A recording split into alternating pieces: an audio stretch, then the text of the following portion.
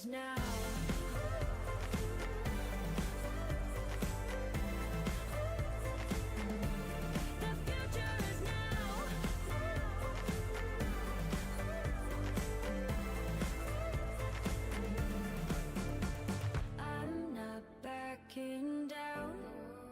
Cause the future is now. Not backing down. Cause the future is now.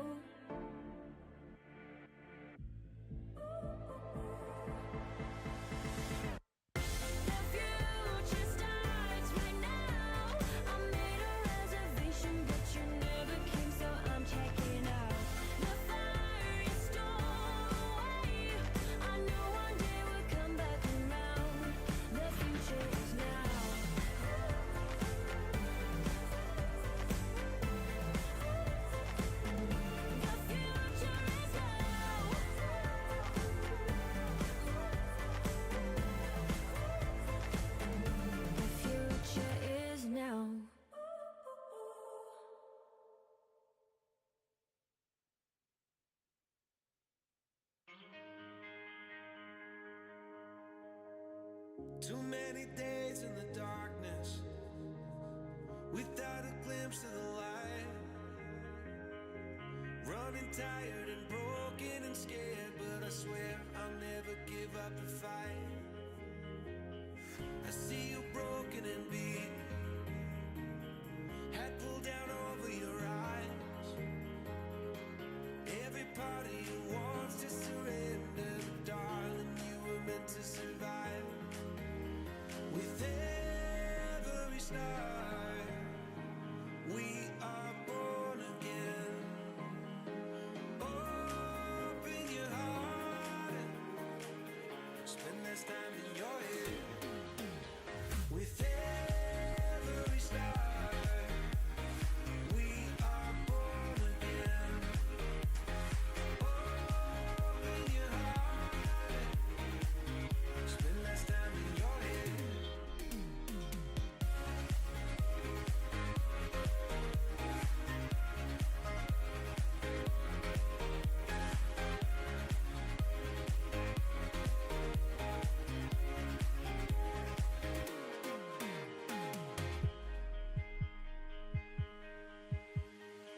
Just like a seed in a garden, you will grow to be tall,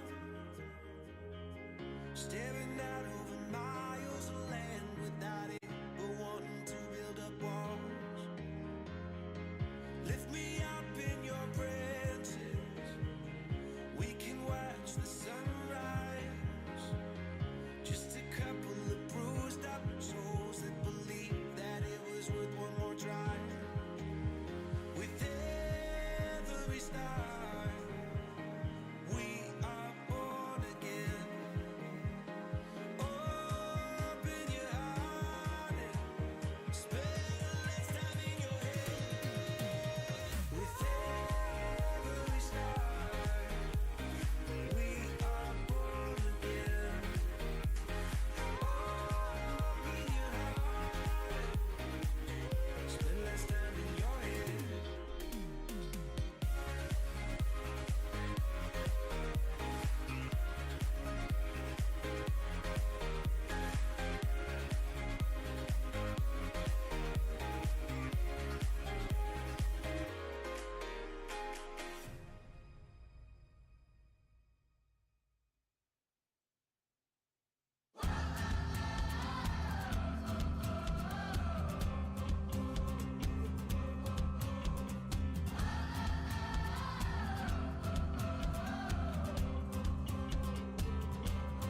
They said, son, let me tell you a story. When I was young, I had dreams of glory. Oh, these mistakes seem to come like a flood. Until my days, they were done. But I don't wanna feel like wishful thinking, pick myself up and move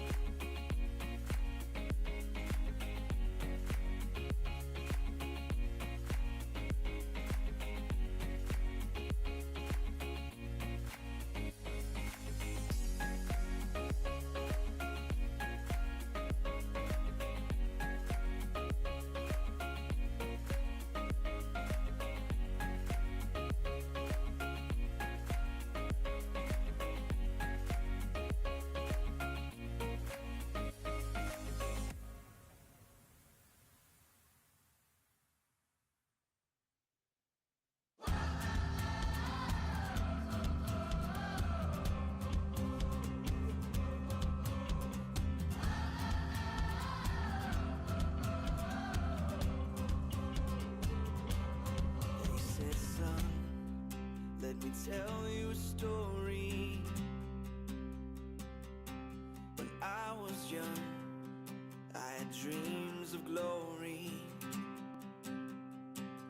Oh, these mistakes seem to come like a flood. Until my days, they were done. But I don't wanna feel like wishful thinking. Pick myself up and move to the beat of my heart and my soul. Sing a song for the dreamer.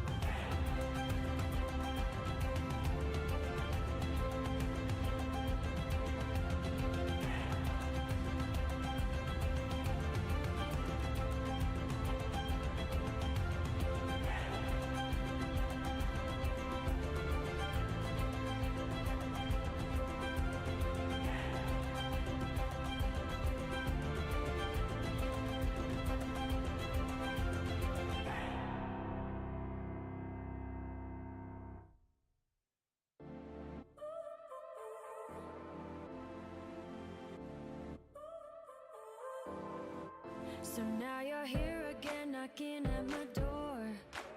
A little too late for, I'm sorry for. The lights went out 'cause you kept cutting the cord, and I started to fade into your gray.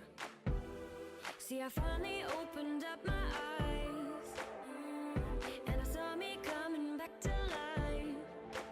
That I'd be better without you inside. It's time to be someone I wanna recognize. The future starts right now. I made a reservation, but you never came, so I'm checking out. The fire you stole away, I know one day we'll come back around. The future is now.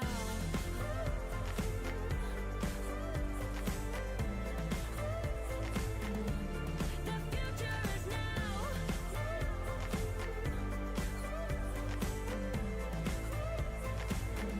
The future is now.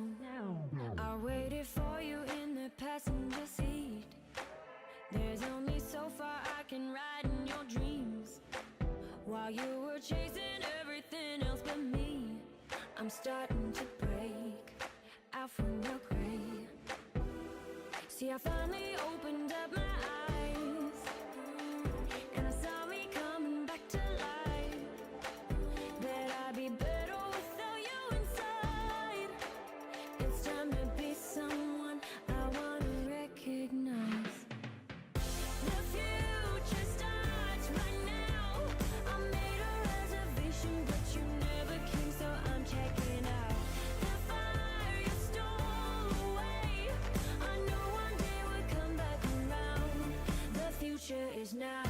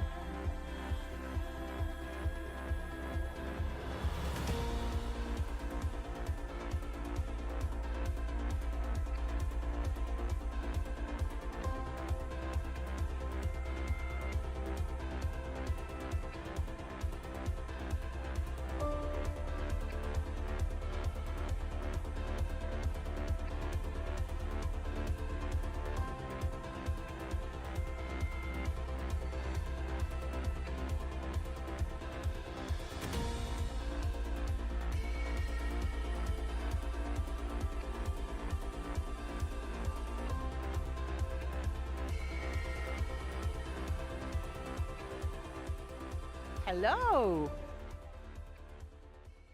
Hello and welcome. Please sit down. It's great to see you here today. I'm still, after COVID, I'm still like super excited about actual physical events where I actually get to see people in the audience. So welcome here to SALT today. I will start with some practical information. So there are emergency exits that we probably won't have to use, but they are there. And also, if you're here on stage, there are emergency exits there. Okay? The toilets are out there in the common areas. And after today's presentations, there will be dinner and mingling, and everyone are, of course, very welcome to join. And also, I have to inform you that this conference is streamed live to NEEN's platform, and highlights from the event will be available through NEEN's and Nordic Energy Research web pages. So also a big welcome to those of you who are following the stream live now today. Also today, if you would like to post questions during the event, you can use a link that you will find information about on your tables, and also it's here, it's Slido, so you can go to slido.com and use the code hashtag 5057411 there or on your tables. And then you can post questions during the day to all the speakers and the panel discussions and everything. So that's either if you're here or you're watching it on the stream. My name is Sunniva Rose, and I have a background as a researcher from the University of Oslo. I hold a PhD in nuclear physics, and I've been working especially with nuclear energy.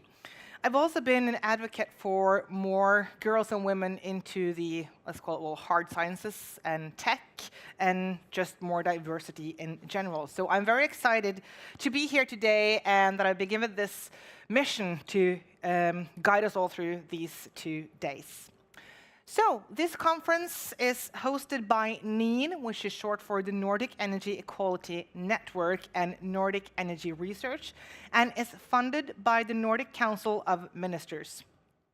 NEEN is the Nordic umbrella for the promotion of gender diversity and empowerment of women, forming a Nordic voice for an inclusive, sustainable energy transition.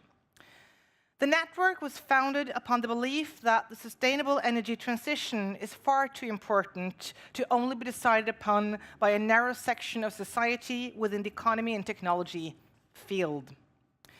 This 2022 conference will highlight results of the Gender Diversity in the Nordic Energy Sector report and bring the discussion to the next step: what happens now? We will see presentations from a range of experts within energy and equality, with presenters from both business, academia, energy authorities, and relevant research institutions. And this is a public event, so everyone can join if you're interested in energy and equality. NEEN targets both academia, industry, and public sector to build bridges between these and promote an inclusive approach through the whole energy sector. So let's get started. I will then like to introduce our very first speaker here today, Kareena Barnholt Kleppe. Kareena is a senior researcher at the Norwegian Defence Research Establishment and founder as well as chair of NEEN. At the Norwegian Defence Research Establishment, she is working on issues related to the energy transition and energy security topics which are crucial for the total defence. Kareena will present some of the highlights and results from the Nordic Energy Equality Network's report, Gender Equality in the Nordic Energy Sector, which was published in 2021. Kareena, the stage is yours. Welcome.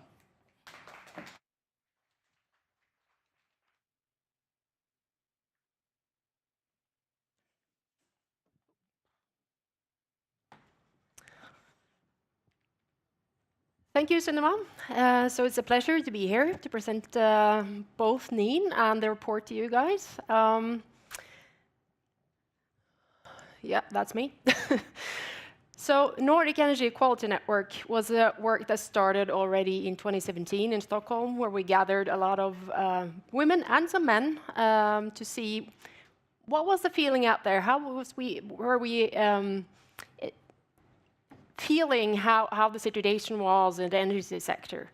Both it was academia, it was industry, it was authorities. Did we see there was a need for perhaps a network to come together, to share information, to share competence? And it became pretty early on ready or obvious that this was a need. So it took us about 2 years before we could actually form the official network. So we were founded in 2019, and we were launched the same year in Vasa, actually, from at Vasa University. Some of you will hear from later on.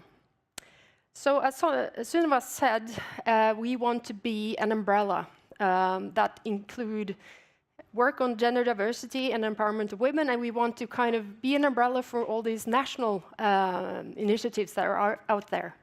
And we also want to encourage more initiatives to start.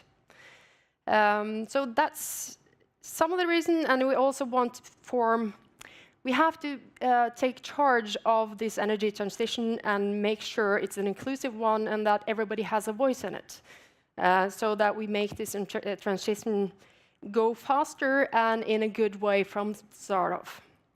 And this is also why it's important that we have representatives from the entire sector and then the entire Nordic region, especially since we will talk later on, I think, a bit about how this Nordic sector or the Nordic energy system will become much more dependent on each other. It will be one system rather than separate national systems. And that's also why we want to move this transition on faster. We need to build bridges between education, research, the government, and industry. This is how we can learn from each other. And it's so important then that we get all the initiatives and all the perspectives in there. And to do this, we have to get more women into the sector. So you have to make the sector more visible. We have to highlight role models to attract more women. As Sunniva already said, the energy transition is a crucial part in the fight against climate changes. And we have to do something about the carbon emissions. We all know that. And this is why we have to work together on it and form a network to share information and experiences. And I think it actually, Ursula von der Leyen had a very good statement when she opened or started the European Green Deal. In business and politics and society as a whole, we can only reach our full potential if we use all of our talent and diversity. There must be the same opportunities for all who share the same aspirations. I think this is something we should take to heart and have in mind for the rest of this conference, because I think it's really important if we're going to be able to reach those goals that we're trying to reach. And some of the reason then, if we go soon into the statistics, is that we have to have some facts on the table. We have to have some numbers. We have to have a baseline if we're going to improve. We have to know improving from what. And we know there's a lot of statistics out there, but they don't include all, for instance, all the Nordic countries. They're not asking the same questions, so we don't have comparable numbers. So this is what we had in mind when we started the statistics that we're presenting here today, the gender equality in the Nordic energy sector, that we wanted to have this baseline for all of the Nordics and make sure that this is something we can use further and that we can repeat this type of statistics. So we know there's the link between gender equality in a workplace and corporate performance. This has been shown, and you have more a better baseline, basically. You have better profits if you have a more diverse workforce, because they increase the diversity, innovation, it increases creativity. So from a business point of view, it's a good idea. But there's also research out there now that looks at the link between the lack of gender equality in the workforce, especially in leadership positions, and the lack of ambitious commitment to climate change and making commitments in businesses, how to reach them. And that's where having facts and numbers actually really makes a big difference, because then you can show that there's something to improve on here. So this was the basic purpose we had for making the statistics, to get this overall status for both the gender balance, but also try to get a little bit into what kind of attitudes is out there. If there is not gender balance, what do we think is the reason for it? Are we doing enough, getting people to start thinking about what are we actually doing, where do we want to go? So if we start getting into the numbers in the report here, we see that if we start with energy companies, we see that women hold about 30% or 31% of the decision-making power in positions. That means like board members, if you're chair of the board, C-suite executives, as it's called, all of these titles starting with a C, the CEO, the COO, CFO, all of these things, and department managers. You can also see that if you're looking at the position you're holding and the actual working hours, the percentage working on energy, you have about 28% full-time equivalents, which they call that. So when we went out there and sent out this survey, we had got a response from 94 companies in the Nordics to the survey. And it was a variation in size and types of companies. There were a lot of, mostly they came from power production or gas companies or that kind of type of companies. What you can see, like a common denominator here, that as you go from perhaps the board, which is approaching the official 40% for the 40-60 ratio, you see from the top positions that there's a low representation. We're going way down to 16% for the chairs and the CEOs. And if we go further into this and we look at the so-called leadership score, which we have used, then you have the leadership score is then a score saying something about the weighing of these different positions. So if you're chair of the board, you have a double vote, okay, so you have the highest weight. The CEO is next in line, and then you go down until like department managers, which have the least influence on decisions. And from that perspective, you see that the women's leadership scores in the Nordics are 24%, so we're going down. And this tells us something about the type of positions that the women have in the companies. So even though if you just count the numbers, like the heads having positions, the actual influence is lower because many of the women don't have the top positions. They are more highly represented in HR positions, which usually don't lead to a leader position later on. And if we then look at, okay, let's say that we have a goal having 50%. It doesn't mean that the numbers of people, women having positions are exactly 50-50, but it means the influence they have is about 50%. If we then look at the number of companies that actually have this sort of division where there's equal influence on decisions being made, then the number is only 5% amongst those 94 companies. This is not really a good number, I'd say. I don't think this is something we should be really proud of. So if we move on to academia then, and look a bit on the numbers there, if we start with research groups, you have the quite typical trend that you've seen a lot before. You have a lot more female students, but as you move up in the ranks, the number of women go down. So on average, you have perhaps 27% professors working in this type of research. And there's quite big differences here. As quite usual, Iceland is leading the way and have a lot more female professors in this section than the rest. So they're actually pulling this average up. If we compare Norway, since we're just here at the moment, it's only 20%. This is perhaps not the thing to be most proud of. And we can say here that we have responses here from 53 groups and from 27 Nordic universities. So it's a quite representative number when we're looking at these numbers here. If we're then moving on to university departments, so it's a bit bigger picture, we have not necessarily the same research groups, but at least we have like 17 different universities. We have 50-something departments. And you see here that the numbers go even further down. We have like department leaders, only 12%. I think that in the sample there were like 3 female department leaders. When it comes to professors, it goes a bit up, but still it's a pretty low representation, and most likely here also it's dragged up a bit because they're doing better in Iceland. So let's wonder, why are they doing better in Iceland? Have they perhaps understood something that the rest of us haven't? If we're looking a bit onto authorities, here perhaps the regulation is even more obvious. You have then, when it comes to full-time equivalents, I mean the number of hours women work in a workday in this ratio, then you have almost the 40-60.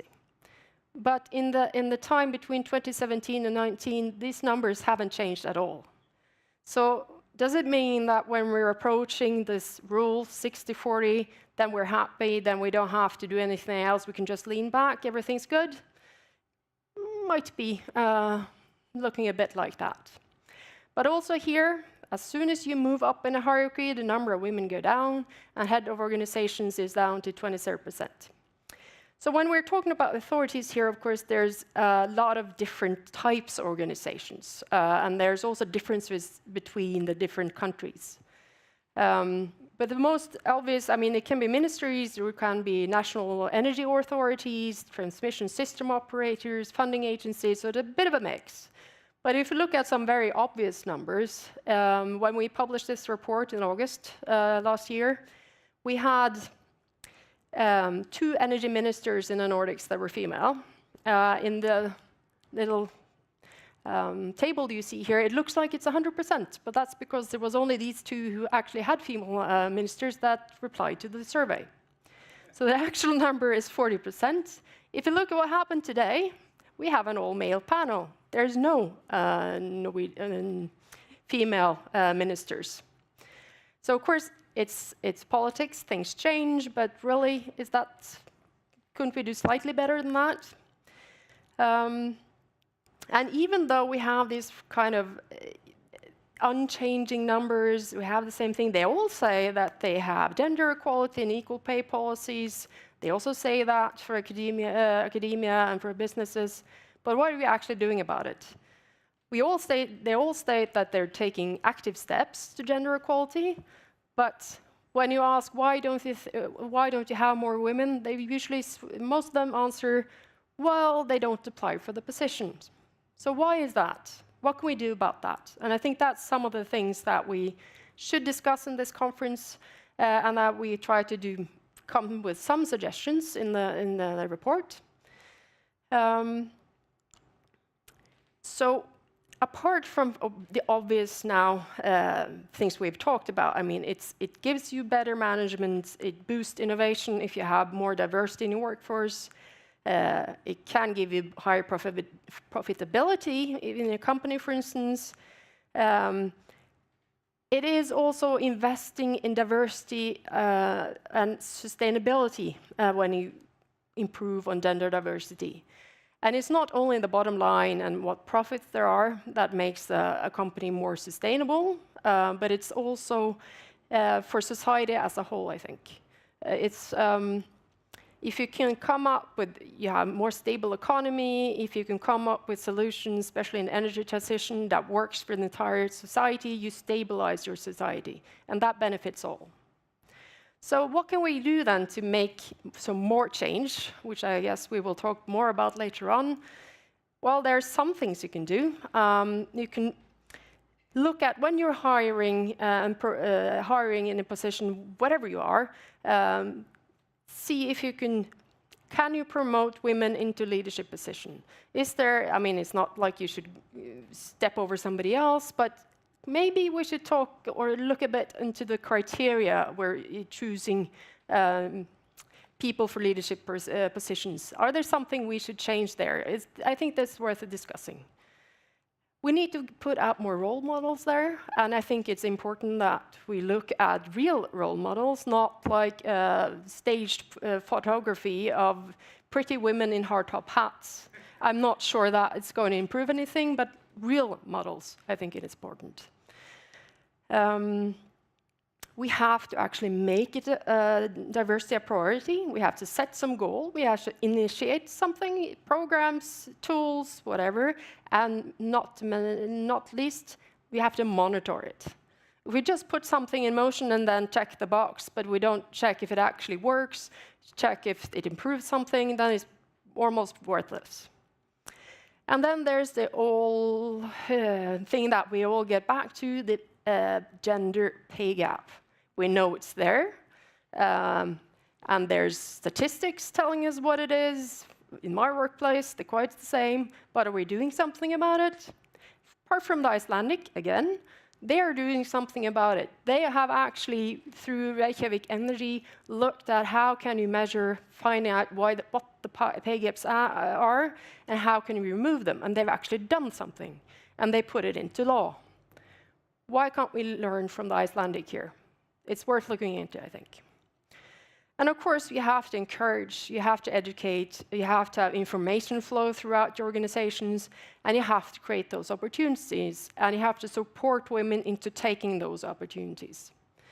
And I think it also, even regardless of gender, it's work-life balance is a priority, and it has to be, you have to increase more flexibility in your workforce. This is something that might aid more diversity in your workplace.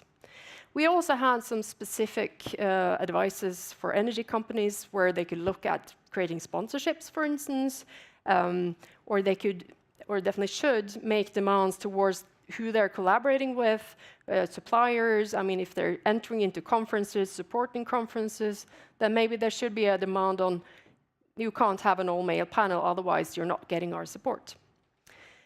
When it comes to academia, we are talking about perhaps rethinking how we're branding this type of education. Can we show that energy sector is not just tech or creating a battery? We have to show why you're creating that battery. What kind of influence could that battery have on society? How can it improve something? That could perhaps increase the attractiveness of this sector. And think perhaps a bit wider when you're hiring something for a project, somebody from a project or program of some sort. Maybe there's different kinds of backgrounds that could be relevant and can contribute to a project. When it comes to authorities, I think it could be important to start some programs supporting women, supporting networks, because we know that women usually have less workplace or working networks, and these are really important when you try to move up in leadership positions, because quite a lot of the positions are not necessarily filled through just an application, but it is who you know. And they should also have some demands towards the project they're supporting, not just the gender balance, counting number of women in a project, but it should perhaps be number of leader positions in a project. They should look at how does gender and diversity influence the different parts of a project. So it's not just the headcount, but it's looking into the more of a holistic view on how things, your project will have an impact on society. So, just to finish off, I think the statement from the UN Sustainability Goals, gender equality is not just a fundamental human right, but it's also an essential foundation for a sustainable world. And I think this is something we should take to heart for the rest of the conference. Thank you for your attention. Thank you, Kareena. Very interesting and very clear that there is a job to do or continue to do.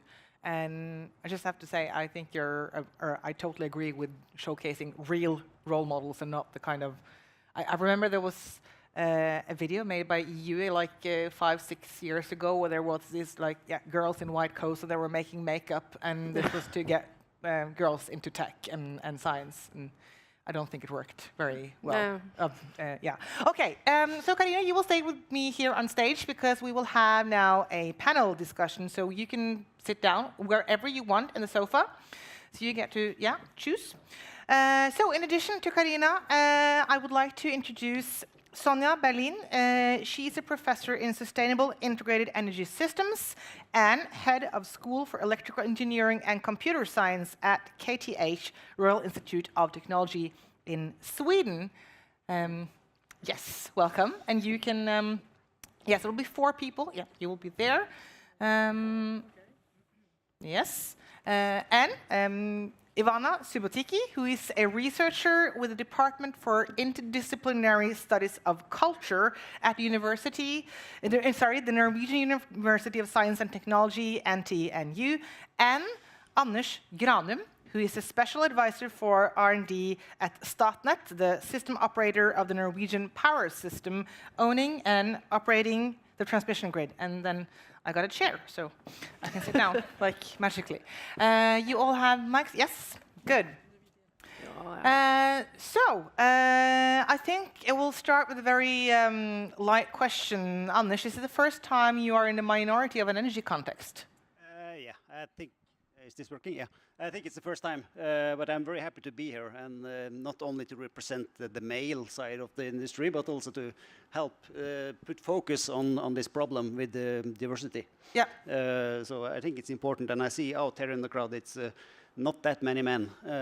So I think if we're going to address this issue, it's important to bring in the men also, because they are half the equation. It's not only the women who's going to solve this. We have to work together. Yeah.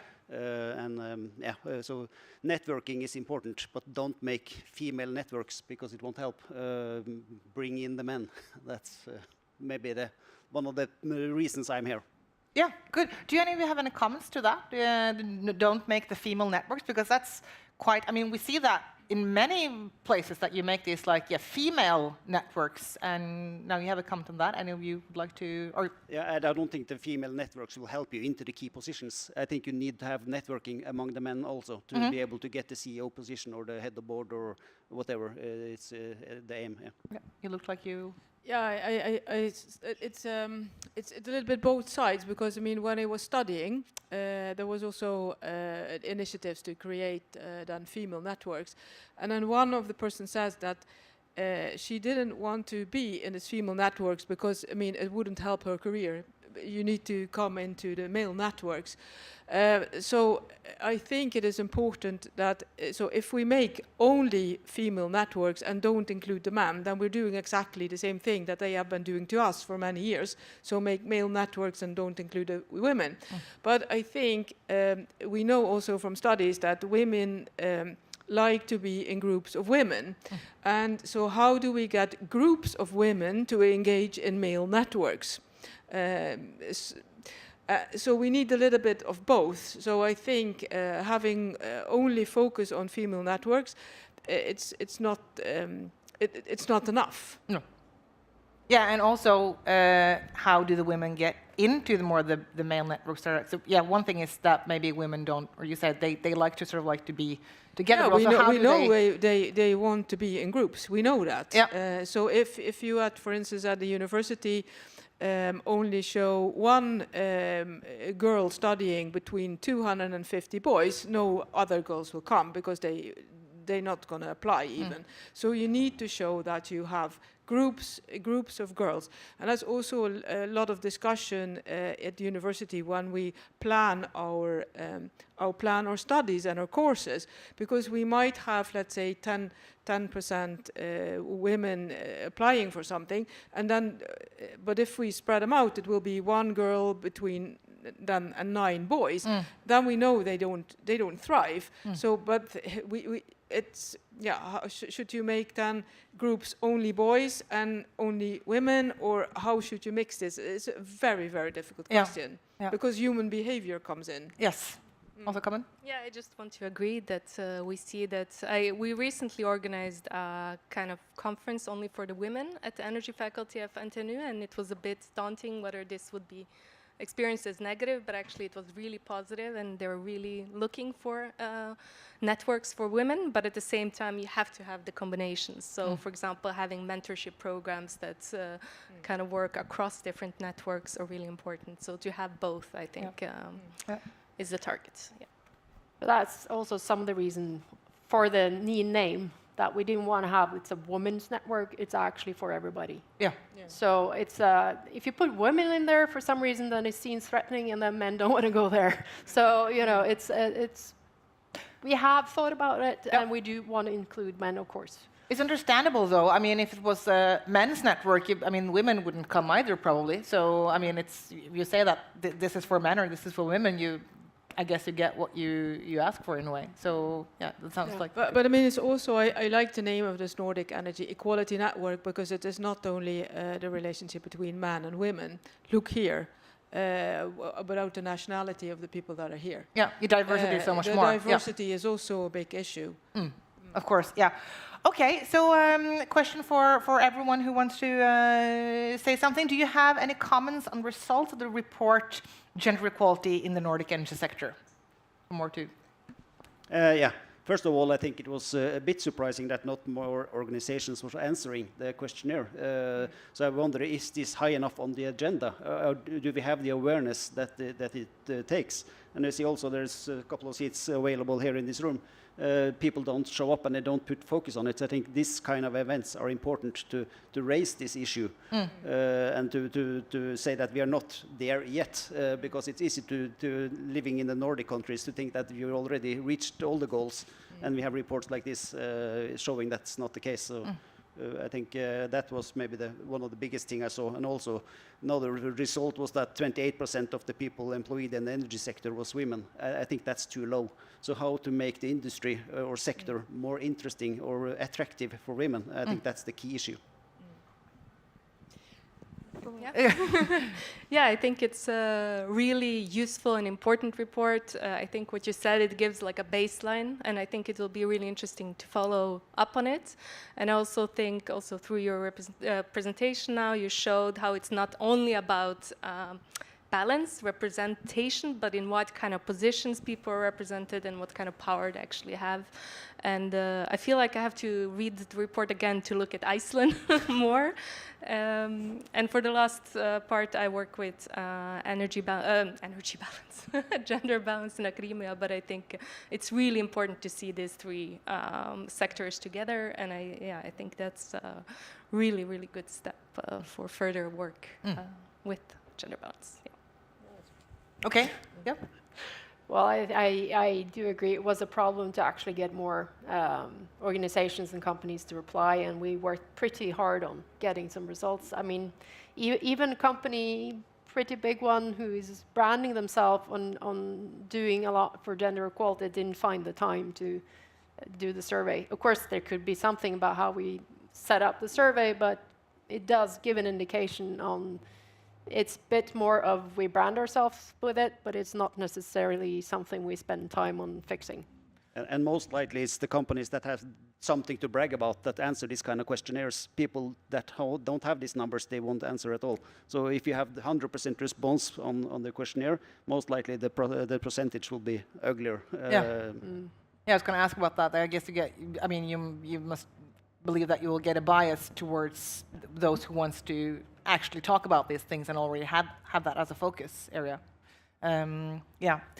So the energy sector plays a key role in the reach of carbon neutrality, and energy demand is expected to increase at the same time as we need to end the use of fossil fuels, as we all know.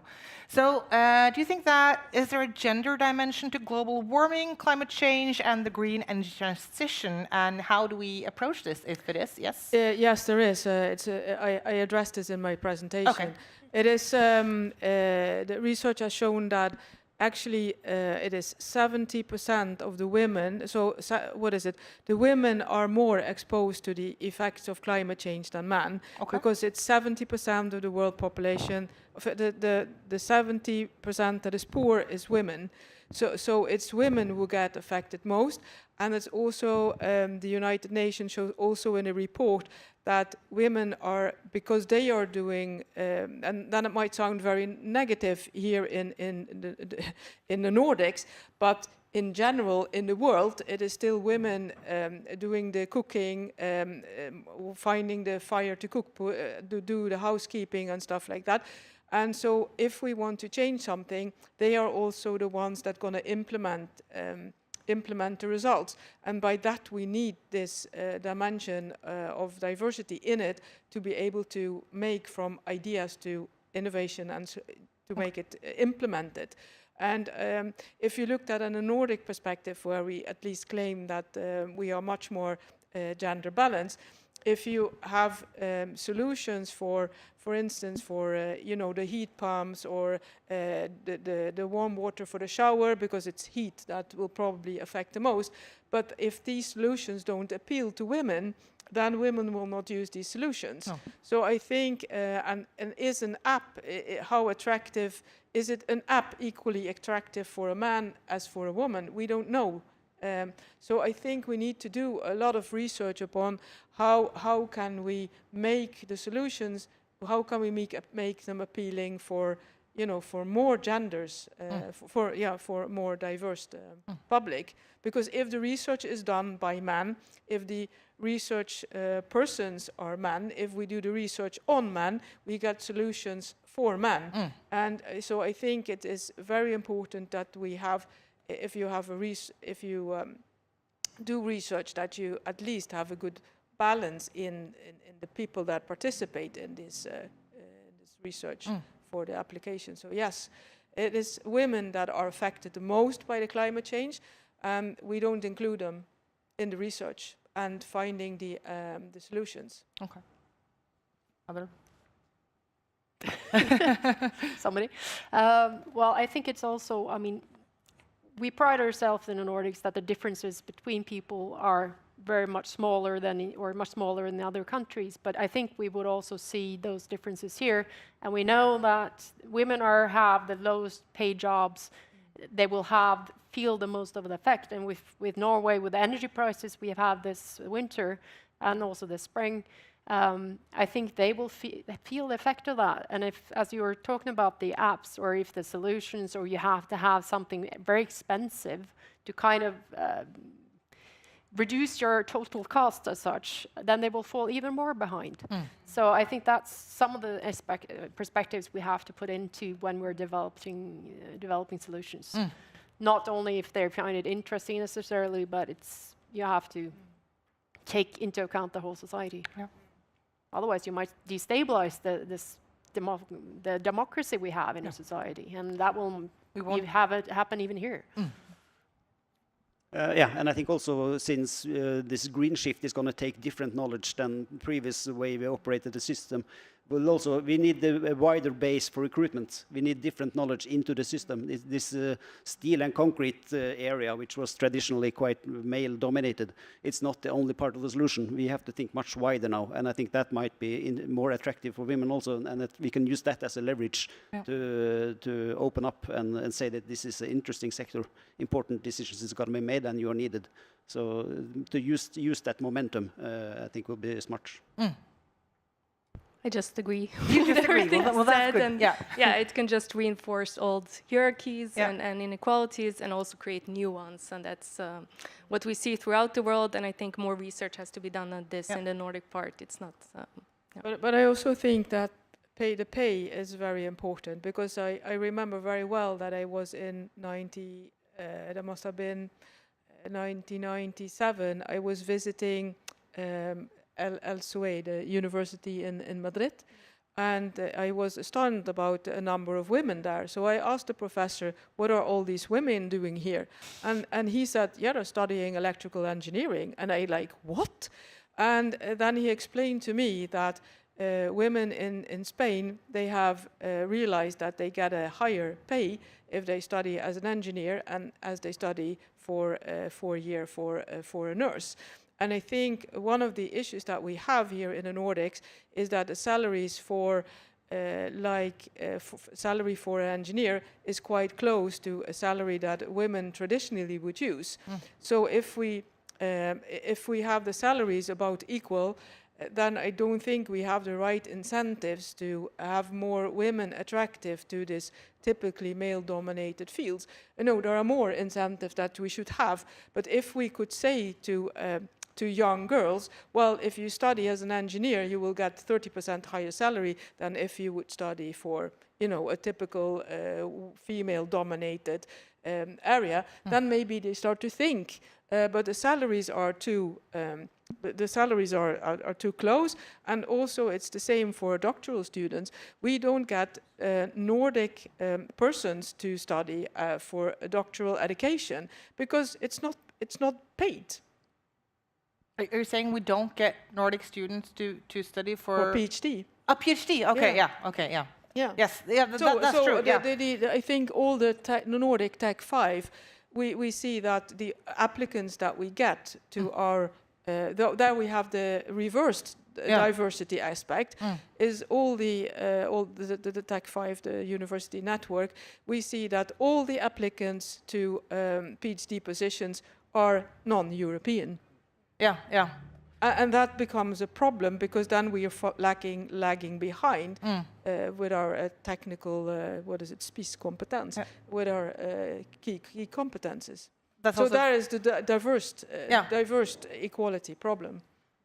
We also paying is steering. Yeah. Follow the money. Absolutely, and that's a very interesting discussion. But now we also have a question from someone watching, so we have to do that too. So it reads: a higher share of women are involved in the green shift, renewable energy, circular economy initiatives, etc. Is that correct, and why?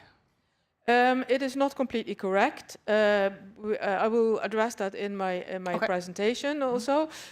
We see that women are active in the debate, but they are not active in research and not actively part in the solutions because we have seen very, very little change in the number of women. Yes, it's a little bit higher in the renewable energy sector than it is in the traditional oil and gas sector. That is, but it's far from enough. I think the numbers, if I remember right from my presentation, it's 28%. And another question, more directly, how can I get my boss to take equality and diversity issues more seriously? That's interesting. Nagging. Okay, but don't give up. Nag. Yeah. Don't give up and nag. Anyone else? I think also to talk about it, to address it and openly say this is a problem, we have to face it. Yeah. Because if you are the majority telling this man on top there, he won't feel this is a problem because he is very comfortable. So important then to raise your hand and say this is an issue. Yeah.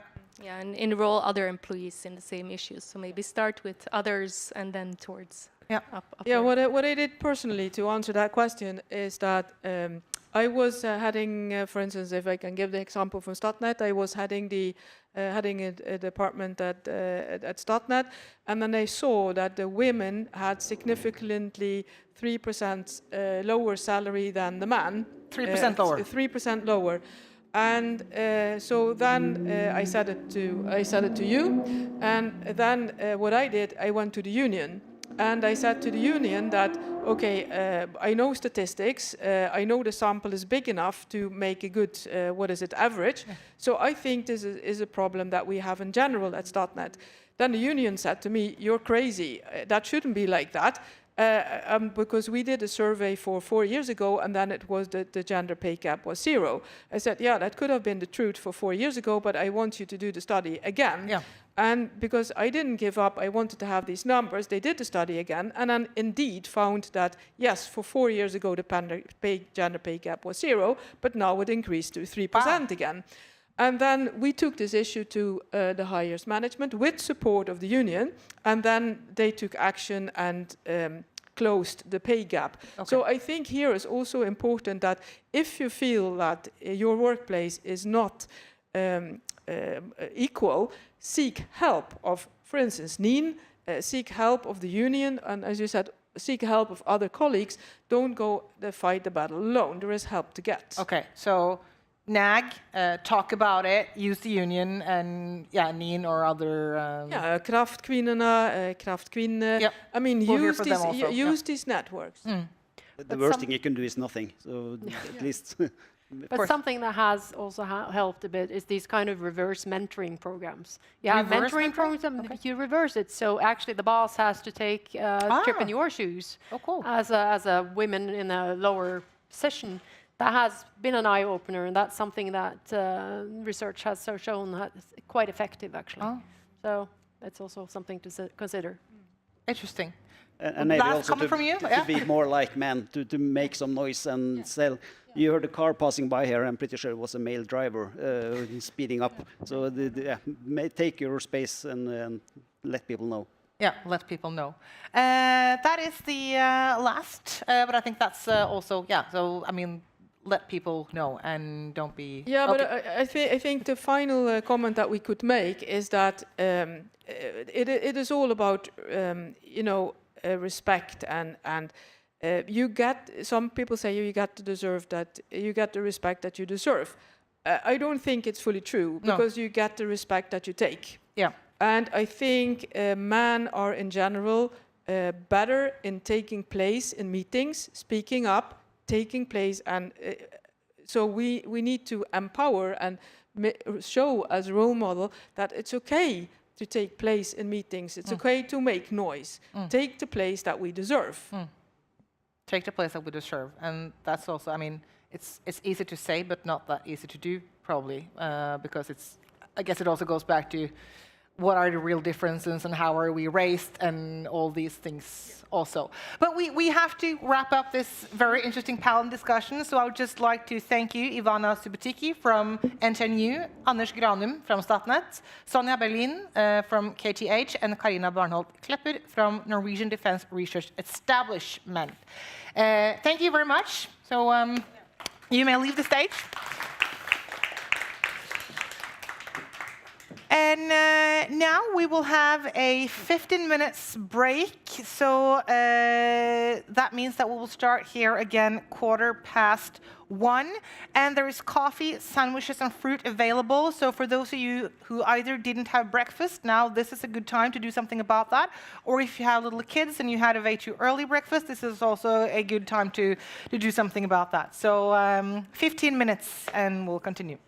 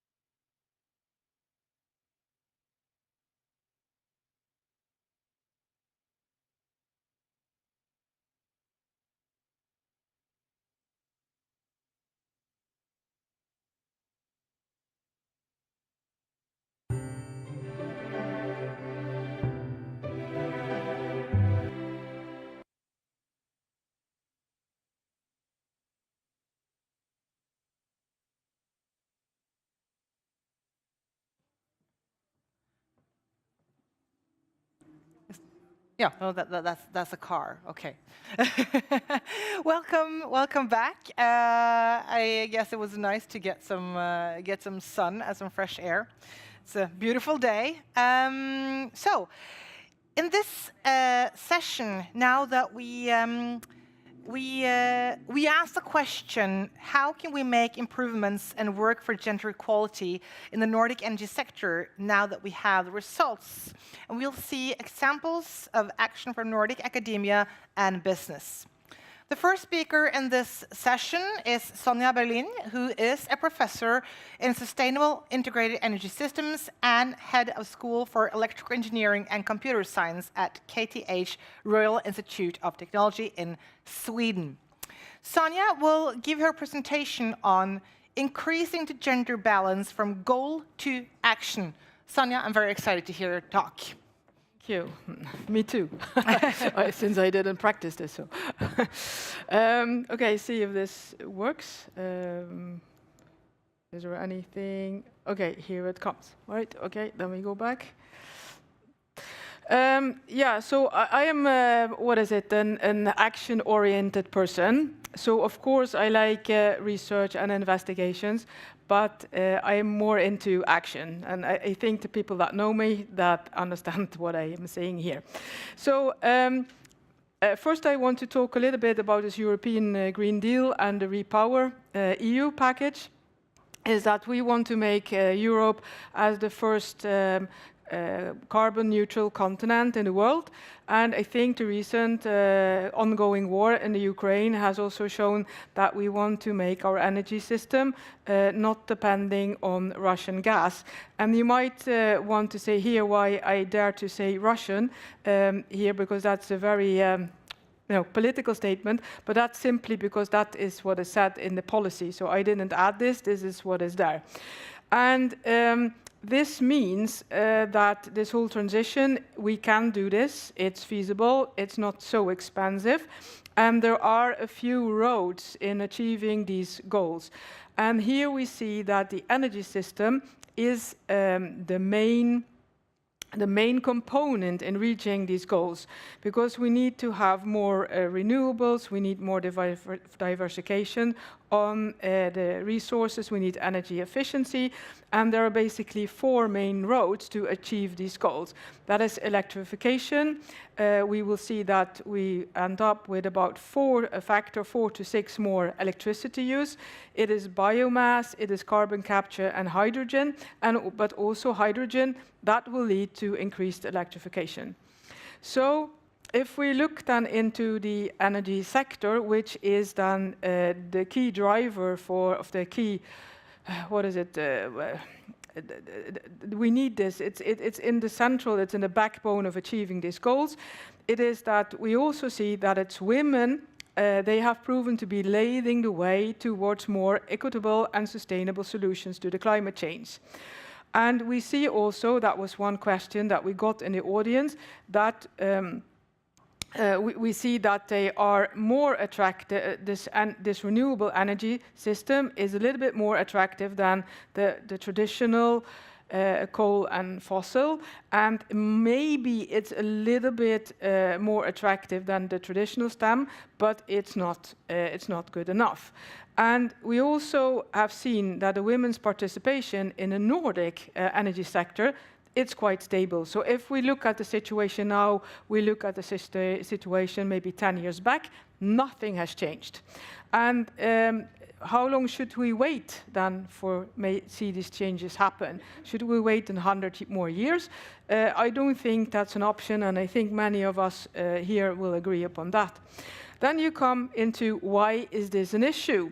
And I think that was one of the questions we got in the audience. I mean, why is it an issue that so few women participate? We see a lot of teenage girls standing on the streets and protesting, but almost none of them choose engineering education and actually put themselves in a position to actually do something about it. And this is also a problem. So. But back to why is this an issue? It is that the impacts of the climate change will affect women and men very differently. And women are disproportionately affected by it because of the 70% of the population that is poor is women. So women play also because they, as I said, we probably would be interesting to do research upon which gender or which group uses the most electricity or energy. It is that women play a crucial role in this climate change adaptation and mitigation. And if it is women that are using a lot of energy, we have to actually go to the users and ask, how can we improve the user performance? Then we need to address the right groups. Evidence also has showed that that women's empowerment and advancing gender equality can result more cross-disciplinary results. And because they like to work then together with other sectors like food security and health, and it can also make then more environmentally decisions for households and national levels. And then the other thing is that we need many more people on board. So it's not that I want to, throw out the man in the energy sector. No, we simply need to be more.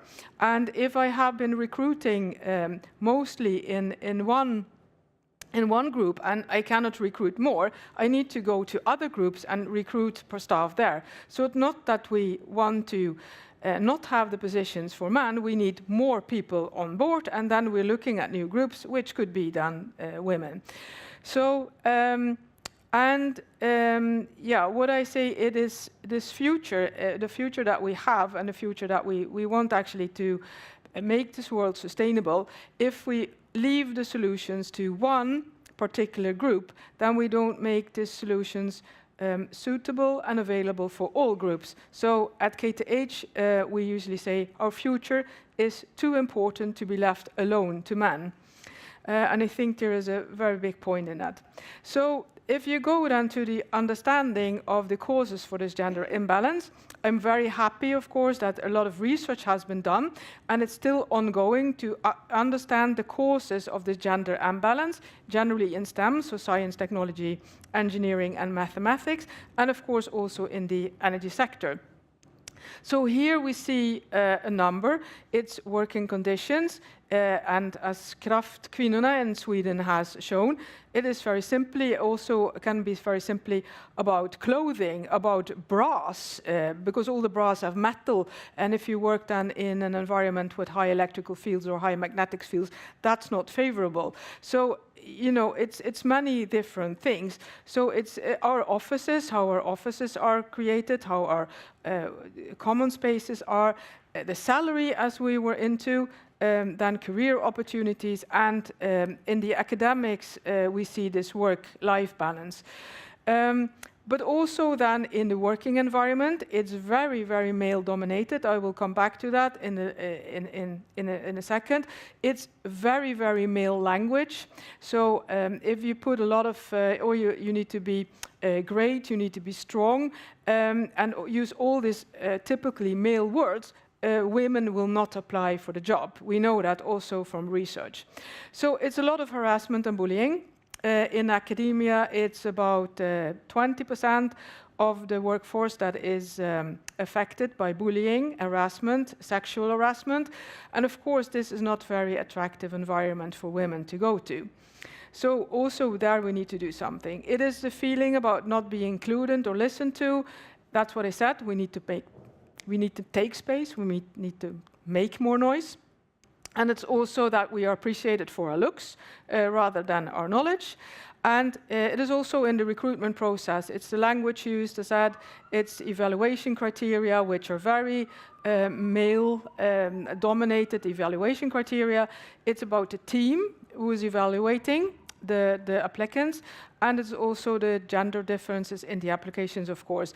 We know from experience that if you put up 10 requirements, a man who fulfills up the 5 requirements and said, oh, I know at least 5 and the other 5 will be fine, I apply. While a woman will say, oh, I only know 5, I don't think I'm suitable. So here it's also social behavior have an effect.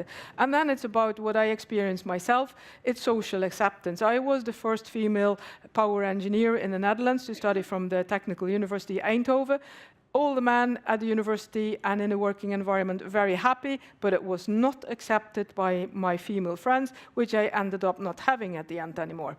So, and maybe it's many more factors, and that is also my question, do we really know all the causes? Are we not overlooking some of the causes? So what is it that we can do? Yeah, of course, as we mentioned before, make the gender diversity a priority, set clear goals and follow them up, encourage and support women, support them to apply for the new position. Support, yes, okay, yes, we know that you only have, that you only fulfill 5, but think a little bit like Pippi Langström, like I've never done that before, so that will go great.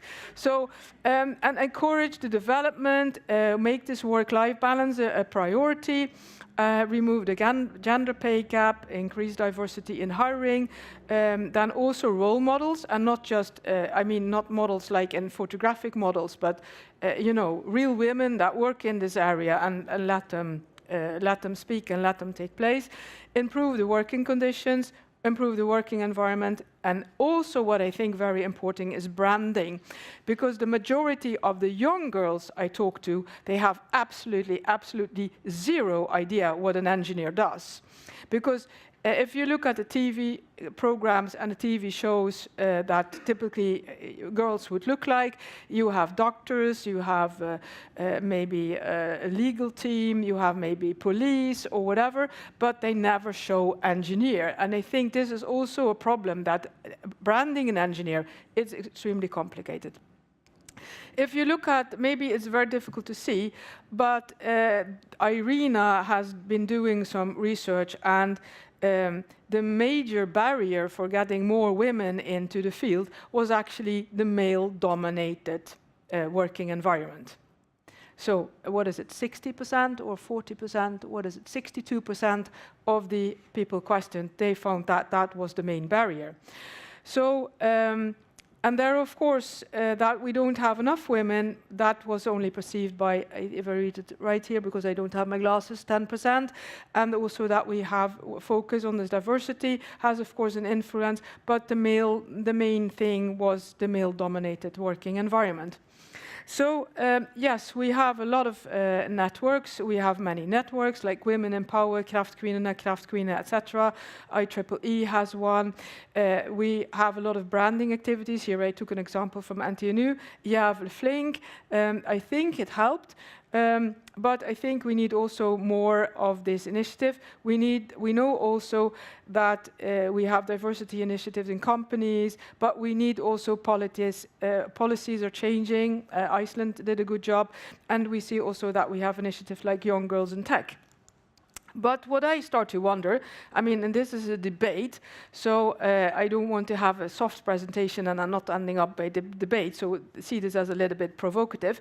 So are there measures with effect on the short term? So if you look at that from the beginning, it is that, we want to have more, if you look at it, how many % of women are there when they study? Well, it's about 30% of the population that study, that's actually women. And if it's 30% that just study it, then we cannot expect more than 30% actually in a job, because then would that be discrimination or unfair?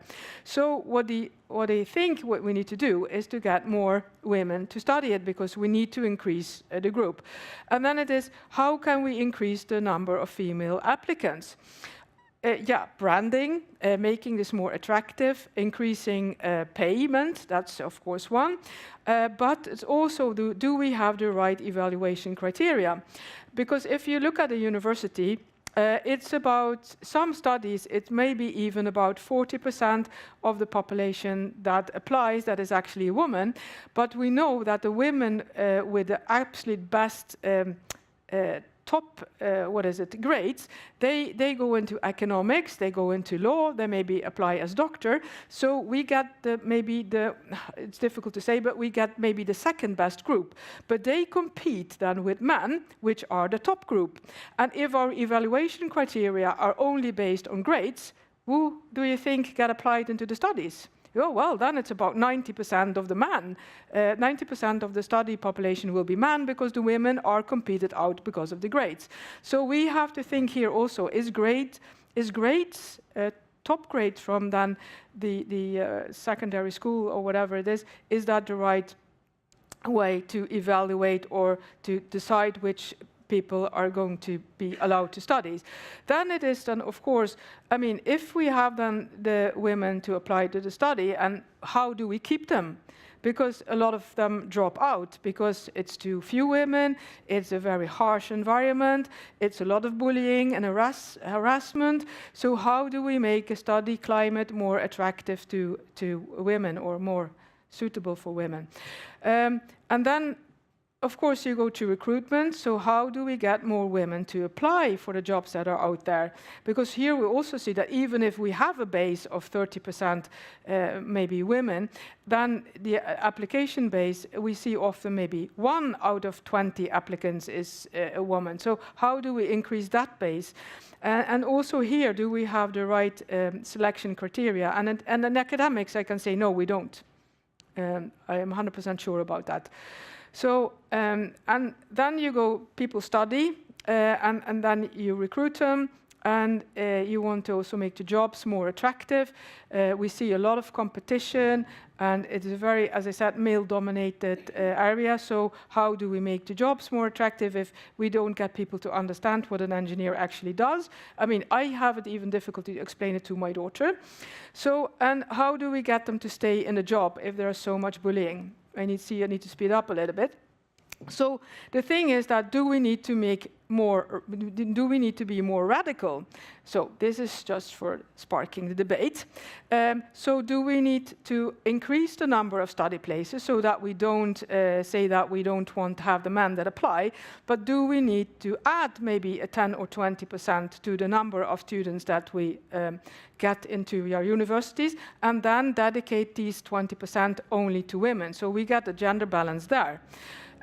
How do we adapt our studies and exams to be more diverse-friendly? Because they are designed by men, and they are mostly done by men.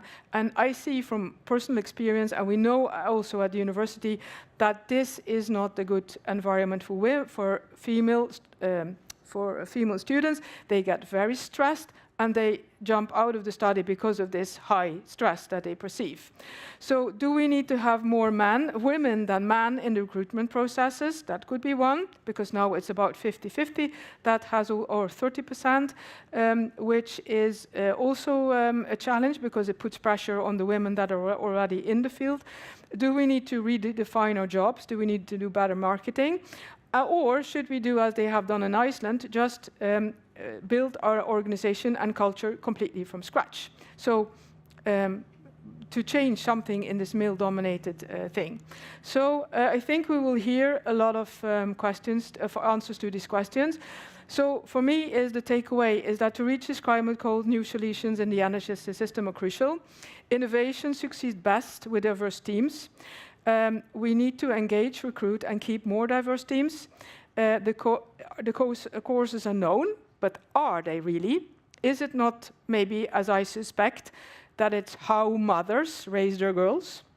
To be nice, to be polite, to keep their mouth shut, not to take place? Is it maybe something there that we should take into? I don't know, just questioning. And we have identified possible actions, but have we?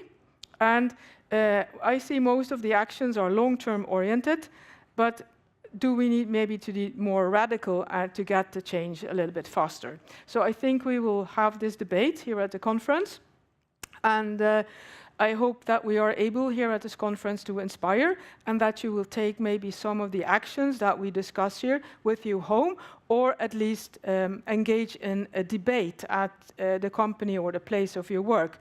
What can we actually do what actions can we actually take to make our workplace more gender balanced? I think that was question. That was it for me. I see we have got questions over there. Yeah, so there are questions there. I was just thinking about one thing as I heard your presentation now, also about, I think that we also have a lot of prejudices ourselves, because I've felt that people, I mean, you complimented my shoes, very like feminine shoes, and that is what people see, even though I still have a PhD in nuclear physics. Exactly. And I just actually a couple of months ago, I was in a process where I applied as a researcher it was exactly what I've been doing. And the questions they had for me was like all kinds of versions of, aren't you afraid that your image as like a feminine will come like in between for you being a researcher? They asked me no questions about my research. Exactly. I didn't get a job. No, because they asked the wrong questions. And these were women. The wrong evaluation team. Yeah, these were women, all of them in. So at least I think that's also. Yeah. But I have seen it also the other way around.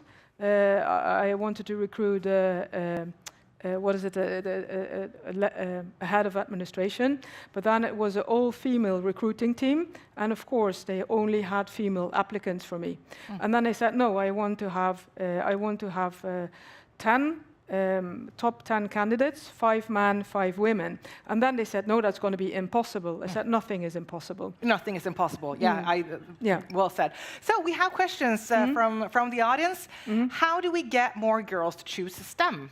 Yeah, I think this is one of the main issues. And I mean, I would be the wrong person maybe to answer that question because I really love STEM. That's why I'm here. But I think this has a lot to do with image. I think we say already that women are not good in mathematics, women are not good in physics. But look also at the Nobel Prize winners. How many women actually do win Nobel Prizes? So I think here is a lot to do. We also need to show women what you actually can do with STEM. And I think here we have really a branding problem.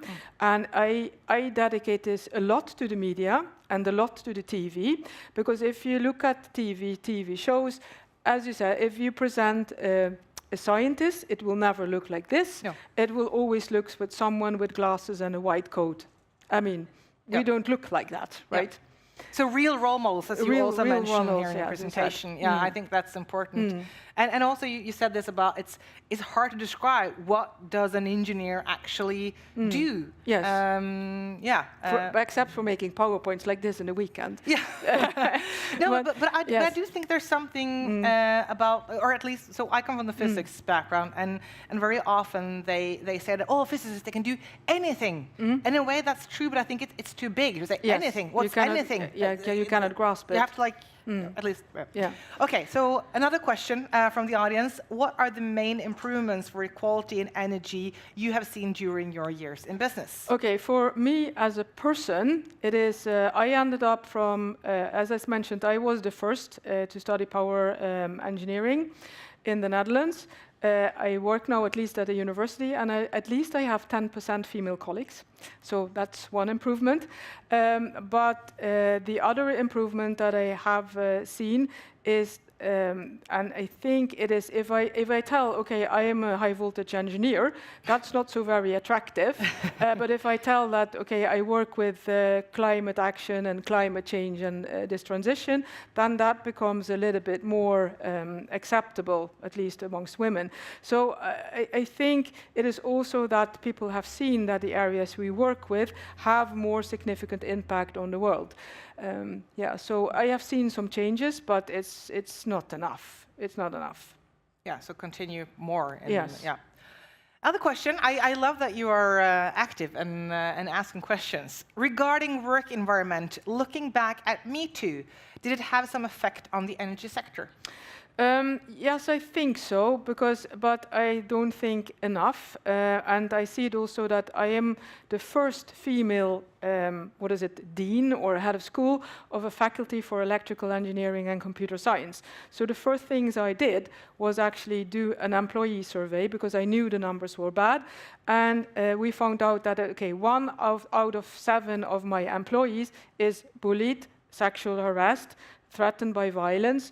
It's really terrible numbers. And then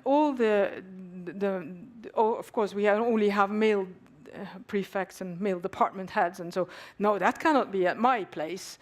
But then we distributed the numbers, and we saw that actually it was quite equally distributed. So I think it makes us more aware of that this problem actually exists. So I think it's a positive thing, because if we want to attract,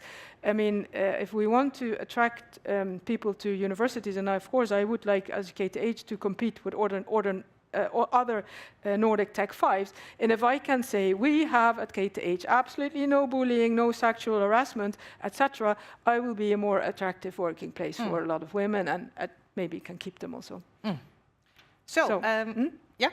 Last question for you, Sonja. So you have a background in Netherlands and Austria, and what made you pursue a career in the Nordic energy sector, and how does the Nordic energy sector appeal to women such as yourself? Because simply I couldn't get any career advancement in the Netherlands because I was a woman. And because you were a mother? Yeah, a woman. A woman, yeah. So, and then I decided, well, that's not going to stop me.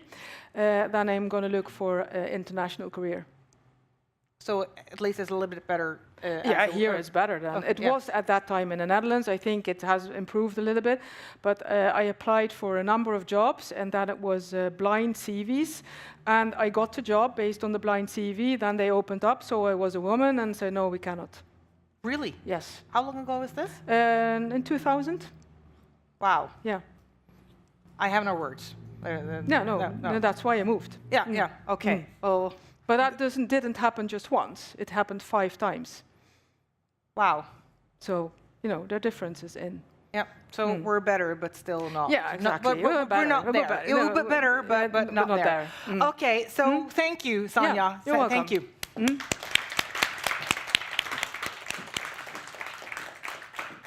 So now that Sonja Berlin has provided us with a broad picture, the next speaker will present a practical approach for assessing, learning about, and improving gender balance in institutions.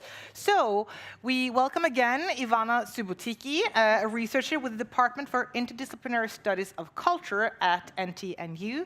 And you hold a PhD in Science and Technology Studies, and you have a background in sociology and anthropology. And you will present here the Gendim approach for improving gender balance locally. Please. Yes, thank you. Yes, I'm Ivana. I'm from the difficult department to pronounce, Interdisciplinary Studies of Culture at NTNU, where we have a team of researchers that work on gender balance in academia in particular. So we're not focusing on the energy sector or on the business side of the energy sector, but we hope that maybe some of the findings from our own research can benefit, and there are takeaways between these different areas. So I haven't. Yes. So this has been talked about a lot, and this is perhaps well known. So women are kind of historically underrepresented in science, and it has previously been described as a world without women. But I'm going to try to be a bit more optimistic, and that we see that things are changing. So women now constitute 50%, or about half of PhD positions and recruitment positions across the EU countries, but they still remain a fourth at the professor position. So the top level positions, they're the biggest gender imbalances. So it is improving, but it's improving unevenly, and it's improving unevenly both with regard to the type of position one has and depending on the type of discipline you look at. And this has also been, many have touched upon this, why is this a problem? And I'm not going to go through it in detail, but there's this general resource argument. to use both, since women and men have equal talents, then by not using both pools of recruits, then you're missing out on talent. There's the justice argument that both men and women should have equal opportunities, and especially equal opportunities to actually make an impact on the sector, which I think the energy, the report that we heard about today really shows that it's not only about being represented, but also in what type of position one is represented, and that more actually gender balanced representation can also lead to more equal outcomes.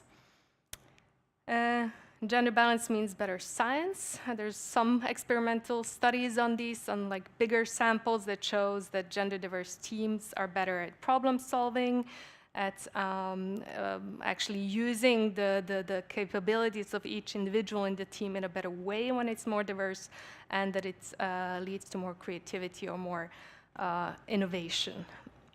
And the last one is that gender balance makes for better work environments. So it's something that benefits both men and women, and it kind of tears down some of these gender stereotypes that actually perpetuates differences and certain expectations that can negatively influence both men and women. And the last thing that I might add is that we also see that increasing or improving the gender balance, so focusing very kind of dichotomously on men and women, actually also improves diversity. It opens up for different types of diversity. So just even though you focus on gender balance, it can actually lead to more diversity, and it doesn't mean that it can be a pragmatic approach to also increase other types of diversity.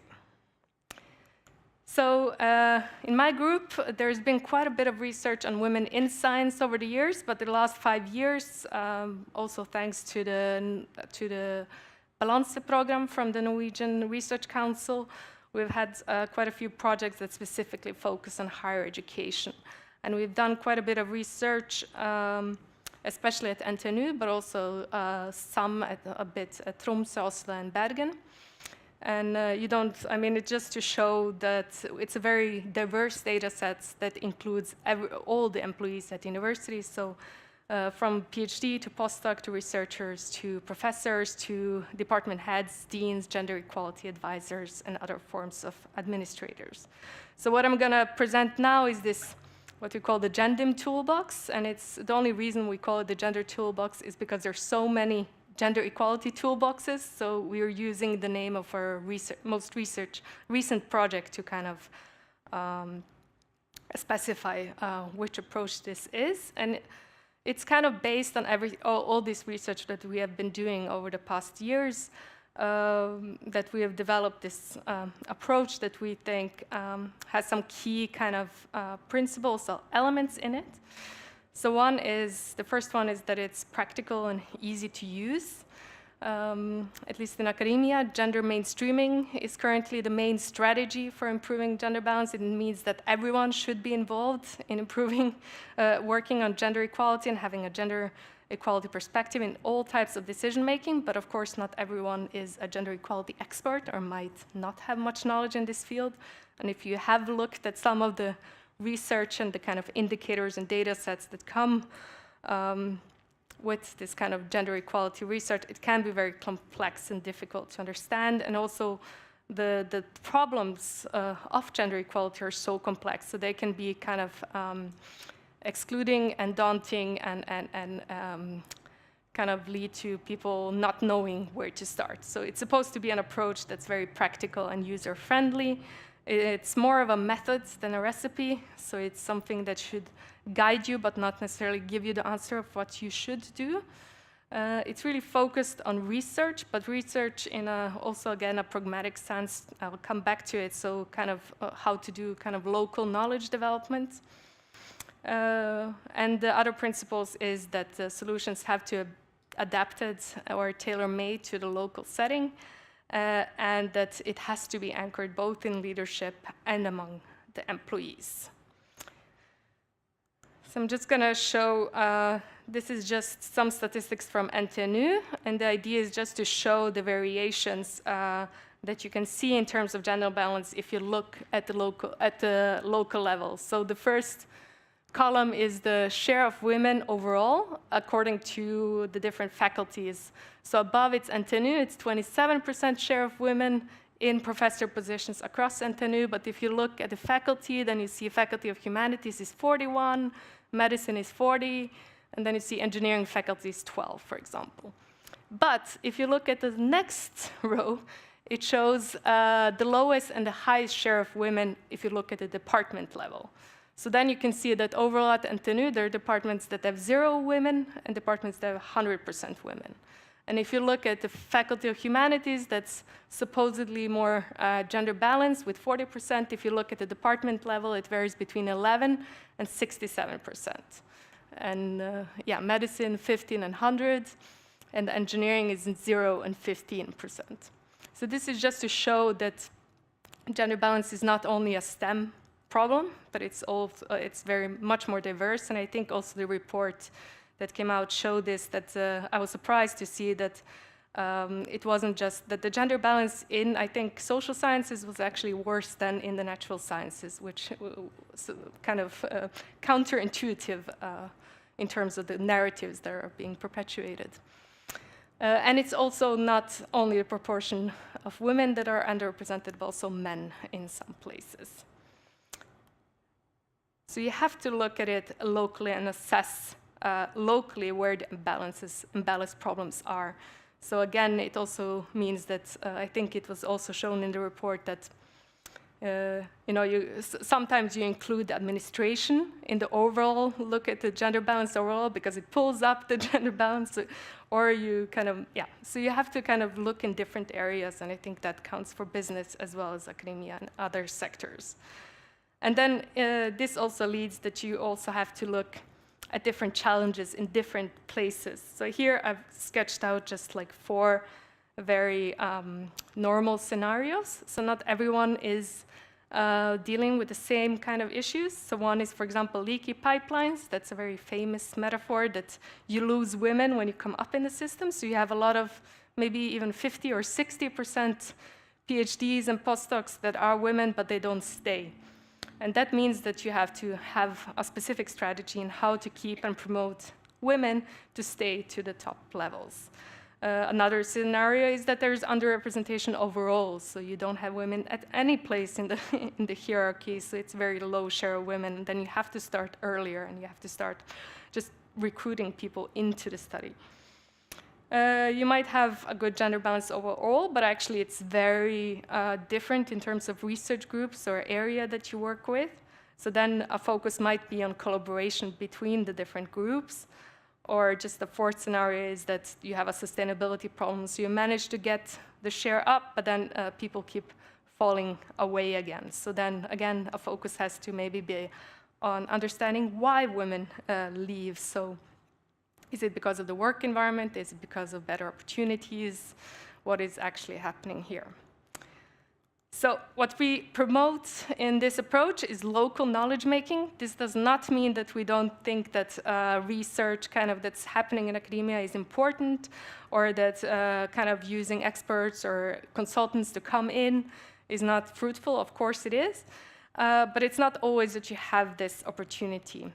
And it's important to start to actually not assume that you know what the problem is at your either department or group or wherever you are, not assume that the problems are same everywhere, because we see that they're not, but actually try to investigate and investigate what the problems are locally. So map and develop knowledge about local gender balance situation is kind of a first step, and this can be done by doing very simple kind of statistics of gendered representation in different positions, or like pay, look at the pay, but it can also be, what we also promote is to have more of a situational understanding of how people experience the work environment, what the challenges are, and so forth.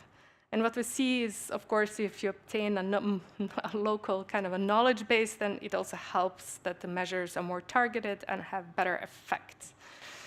And what we also think is really positive is that this type of knowledge making, just starting to kind of do some simple efforts to understand what the gender situation is also actually increases motivation and ownership to actually do something about it.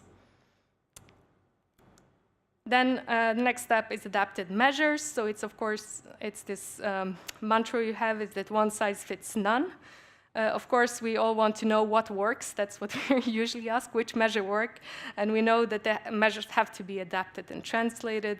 And what works best, and which, again, is a pragmatic approach, is to multiple measures and attacking the problem from different sides works better than just working on one thing. So trying out several measures at once and kind of picking a few key areas that you think will have the best effect is advisable. And that these have to be then followed up and evaluated. And of course, there's this really big problem of evaluating the effect of gender equality measures, because often it takes time to see differences and new numbers on an aggregate level. It takes a long time, and it's often like a complex set of things that are influencing it, and it's hard to kind of piece out what was actually had the biggest impact. And it also involves, you have to kind of involve more expertise in doing this type of evaluation. So often people who are department heads or in administration don't have the expertise to do this type of evaluation, but they could do a very kind of simple, more kind of pragmatic evaluation of what did using this type of search committee actually help us get more applicants, like simple kind of follow-ups to see what has actually worked well in the short term. For this, we say you need to get both leadership and employees involved, and this is again part of this strategy to actually anchor the solutions at the local level. So what we see in academia especially is that department heads are really important change agents, even though they are in this middle management position and not in the kind of top leadership positions, but they are the ones that can really influence, of course, not that the dean or the faculty isn't important, but they can influence a lot of the practical work on gender balance on a day-to-day level. That's just putting together a committee, how to kind of work, put together a leadership group, or how to improve the general work environment conditions at the department.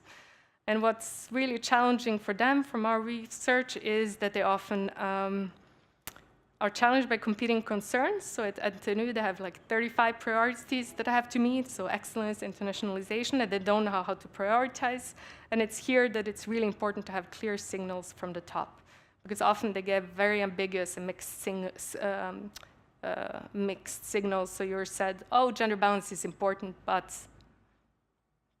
not at the expense of something else. And it gets like very kind of unclear to them how radical they can actually be in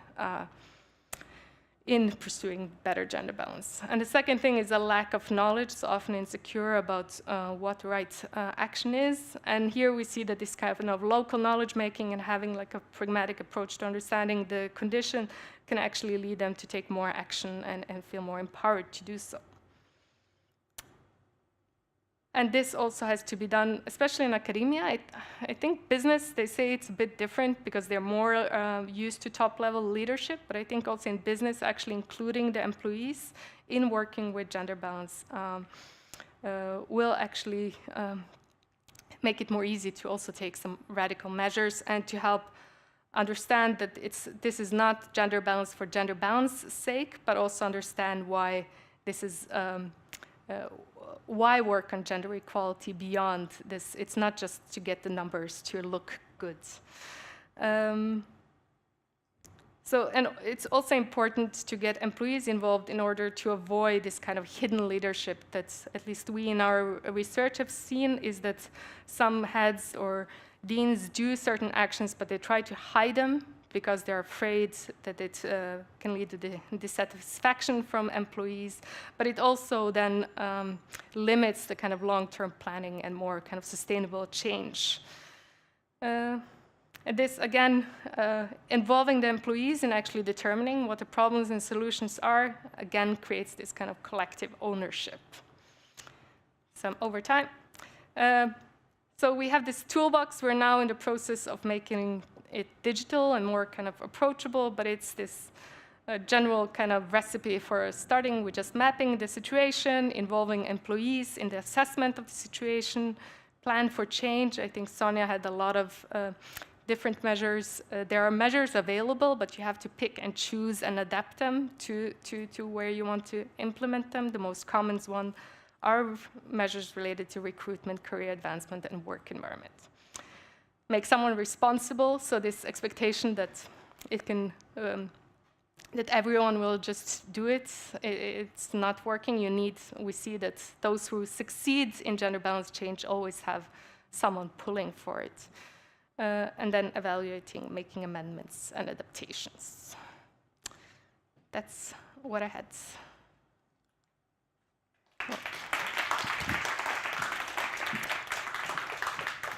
Thank you, Ivana. Yes. And yeah, to tell you, the computer now is not showing anything. So yeah. So then, if there are questions, they will pop up very, very soon. But I have one here for you. How do inequalities in everyday life interact with inequalities at institutional or structural level, both for better or for worse? It's a big, yeah, we actually have time, so yeah. Big question. I mean, I think a lot of things have been mentioned. That also in terms of hiring, that women may approach a job advertisement differently because they look at it differently. This work-life balance, different types of support. There are a lot of these kind of structural problems that you can notice, which may feel that then the solutions need to be somewhere out there. But I think even if you have structural problems, they have to be solved locally. So it's not that some change will come somewhere else and suddenly. So you're saying that you can't just say, oh, but that's like that's so big, so we can't do anything here. Yeah, exactly. So that's no excuse. Yes. So everyone has to. I mean, to change structural problems, everyone has to participate. Yeah. So it's about seeing what is it that I can do within this realm, within this area here. And then we have a question from the audience. What would be your main advice to young women wanting to pursue a career within research in male-dominated fields? Main advice would be go for it. Yeah. So just take a Nike, just do it. Just do it, just do it. Okay. Yeah, I mean, I would have more advice for kind of how to include more women and to make it more inclusive environment, but I don't have a, I mean, I have to say, we heard a few stories where women were really like discriminated against in hiring procedures. But from our own research, it seems that department heads, that there is a change and that they're really trying to kind of find new ways to include more women in academia, and that they're also, one of the most newest kind of findings is that we see that they're trying to change the criteria for hiring, so not just look at individual excellence, but look at excellence as something that's a collective. To how to create excellent collectives means that also the criteria for who you hire broaden, and what is merited broadens. So hopefully the person looking for a career in a male-dominated field will feel more welcome than previous generations have, and also what everyone has said: seek support, speak out. Yeah. Yeah. And I guess also we can say that, I mean, if you do pursue such a career and you are in a very male-dominated, it's not I mean, that can be a very positive experience. It's not like that have to be negative in any way. No. Yeah. But it helps if there are a few. I mean, if you're just the only one, we see. But when there are two, you already see that it's experienced very differently than if you're the only woman. Yeah. But so do it. Another question: how do we provide a contra-argument for equal representation of women in CEO positions and not in, for example, welder positions? And I think there's more of that question, but then someone has to scroll. But yeah, we can. How do we provide a counter-argument for equal representation of women in CEO positions and not in, for example, welder positions? What are welder positions? Oh, sorry. I think welding. Oh, the lower. So, how to provide counter-arguments to equal representation of women in COO? I'm not sure. No, I'm actually not sure about that question too. Okay, so let's. It looks like there's another question, but then are you working on it?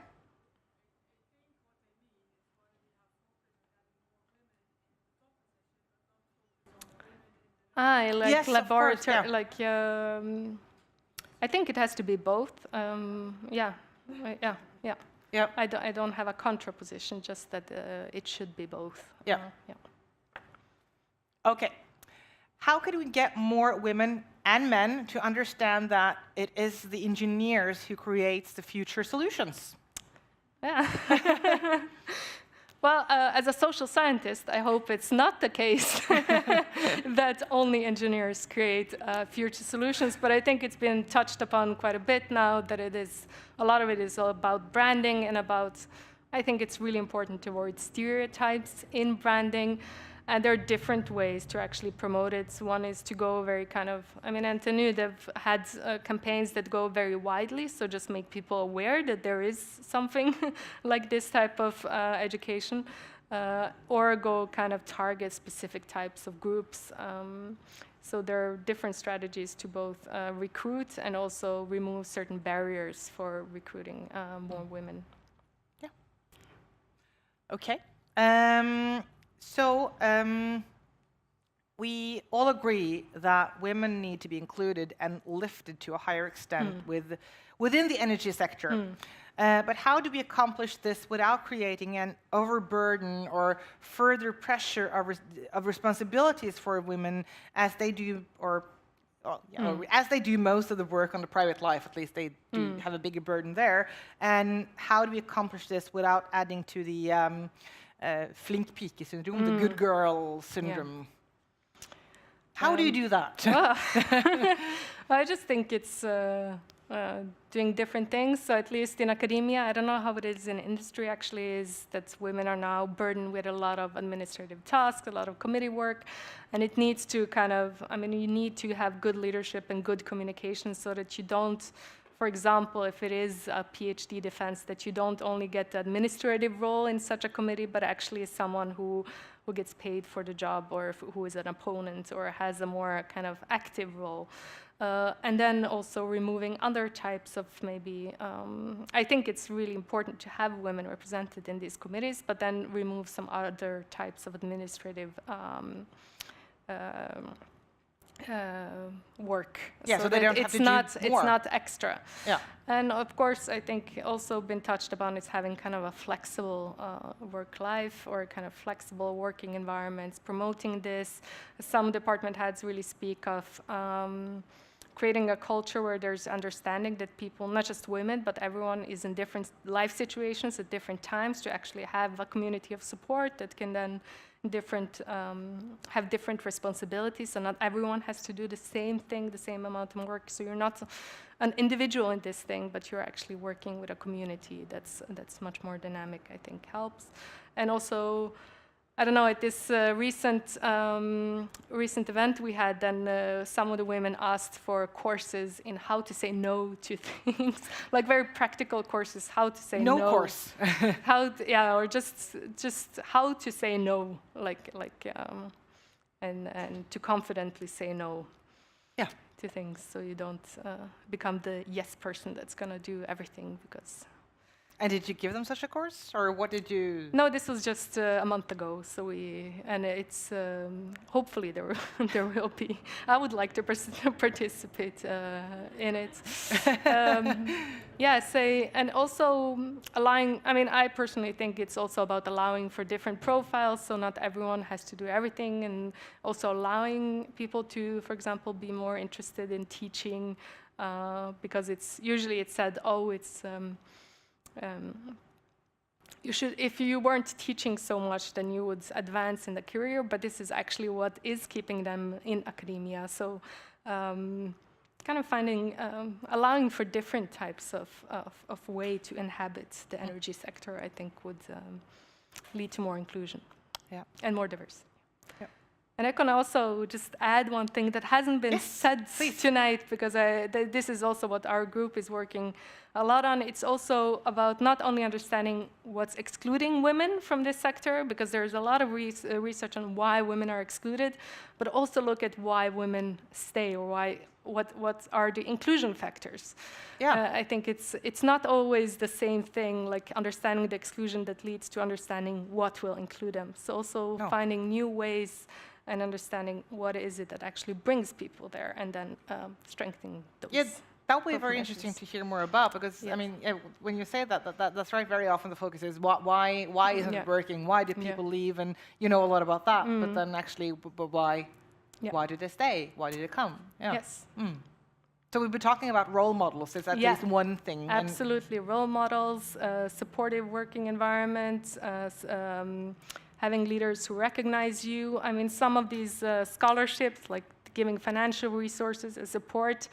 We recently did an evaluation at NTNU. You have this qualification grants, start packages, different types of support for women, and it turned the symbolic value of actually getting finance for your own field actually was, even though it's not a lot finance, but actually investing resources in women is a very positive inclusion factor. And I think maybe when you mentioned this with scholarship, an early colleague of mine, then in physics again, she got this scholarship for going to some kind of summer course or something, and she was, and this was like this women kind of thing, and she was super happy and said, "Great, well then I can use those money then to hire a nanny so that I can go, because I need to bring my kids." And they were like, "No, this can only be spent for you traveling there." And she said, "That's not the problem. I mean, that's not where the problem is." And I think, or maybe, I mean, in my humble opinion or thoughts, that maybe some of these things are not like solving the actual issue. At least her issue wasn't traveling there. The issue was the kids. But this was then be adapting solutions to the local needs and being more flexible with them. And also, I can end. Oh, we can actually take one more question. And I'm just going to do like this so we can see it properly. So, how is the discussion on equality and gender balance in academia generally received by this community? It's been quite positive, I think, lately. In the last few years, we see that there's more action being done, and it's also more push for it, that they have to develop. There's certain expectations also coming from the state, at least for academia, that they have to reach certain targets and they have to develop action plans, they have to do something. So it's actually having discussions on it is perceived as very positively, because they often don't know what to do. So it's welcoming, but of course, it seems like it's a discussion that's too rarely and too ad hoc. So I think people really want more discussion, more sharing, more both within kind of communities, within one university, and also across, which I think is good with the Nordic kind of energy network. Yeah. Okay. Well, thank you again, Ivana. Yes, so thank you for your insights. Thank you. Yeah. And just to say again, thank you to all of you in the audience here and following the stream for all your questions. I mean, that's great with this enthusiasm, and we actually haven't answered all of them. So a lot is coming in, and please continue. There will be more time for more questions, both today and tomorrow. So now we'll have a break again, so then you can get some more fresh air. And I think I heard rumors about some chocolate, maybe. I don't know. We'll see. To get the blood sugars up. And we'll start here again in 2:30, 2:30. Thank you.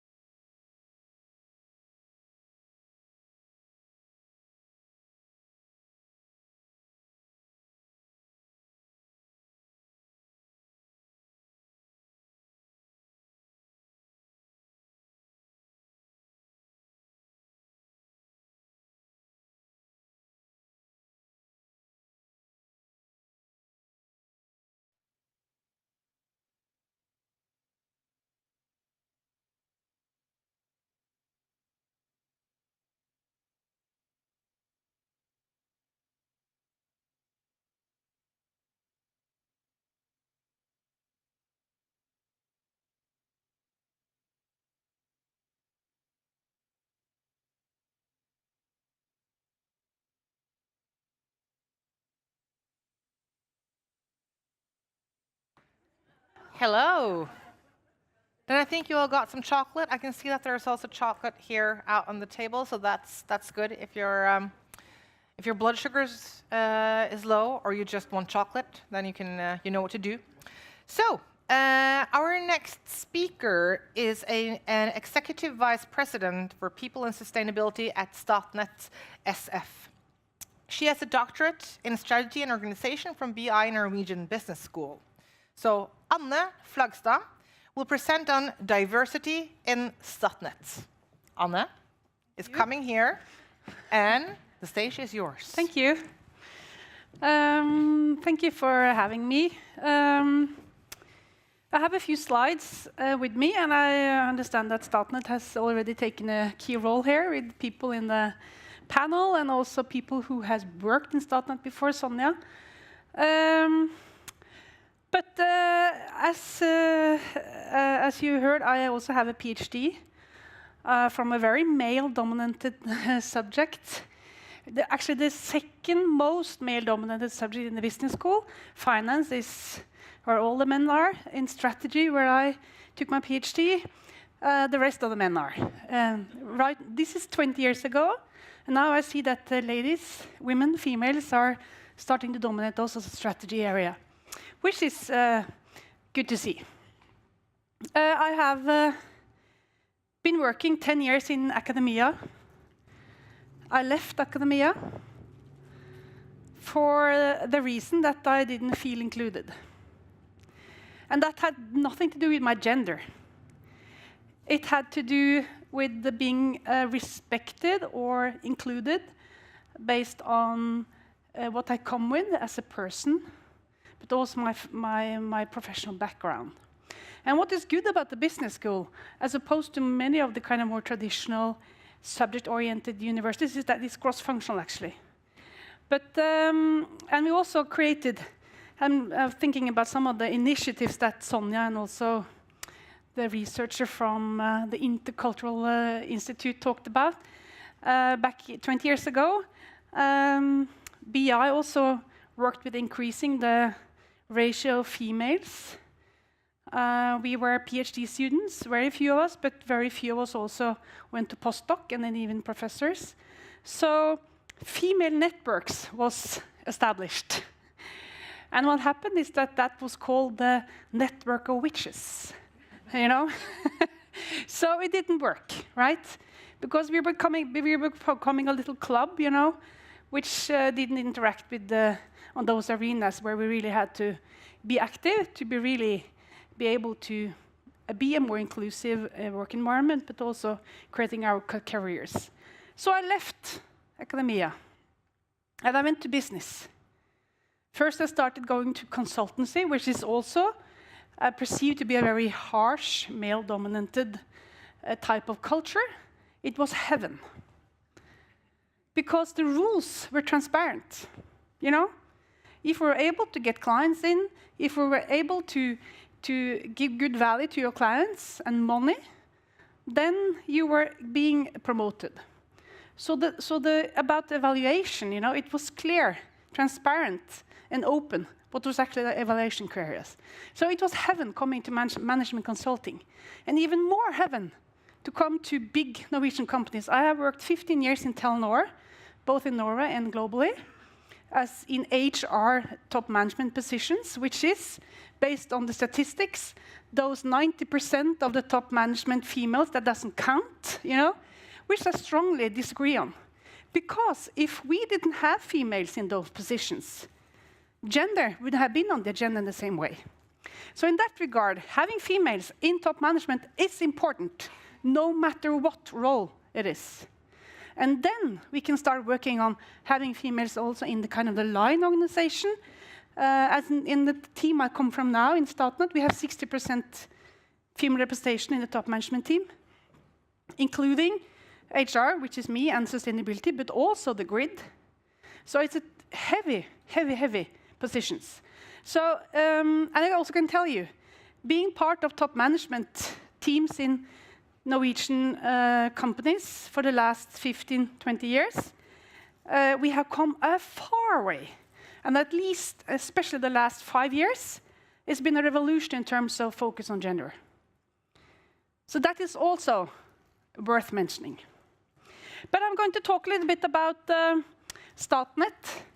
And you will see that some of the things that we do fits directly into the list, Sonja's list, and also kind of in terms of initiatives.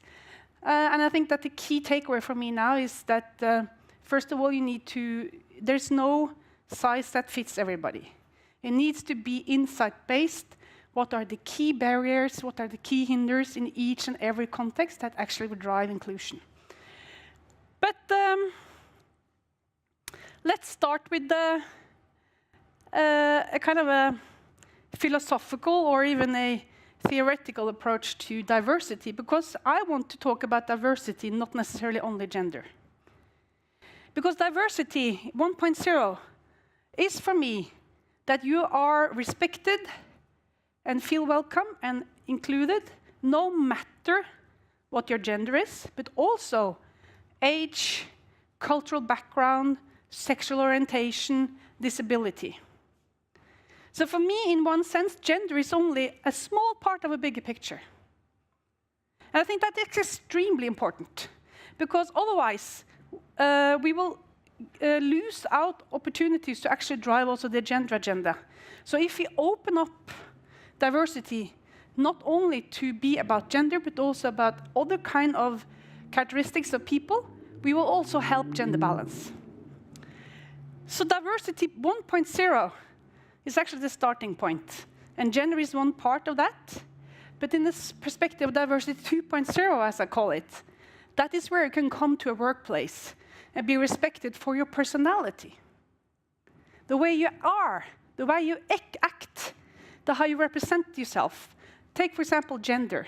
It's not only longer men or female, it's hen. There are other representations. So our objective should actually be to drive inclusiveness in a broad sense. But let's first focus on gender. This note is probably the most apparent attribute of any kitchen in any office place, at least in Norway, but probably also in other countries. Is this offending for females? I don't find it offending, really, honestly, because this is not where the battle is. And it could be that you could see this sign also, your dad is not working here.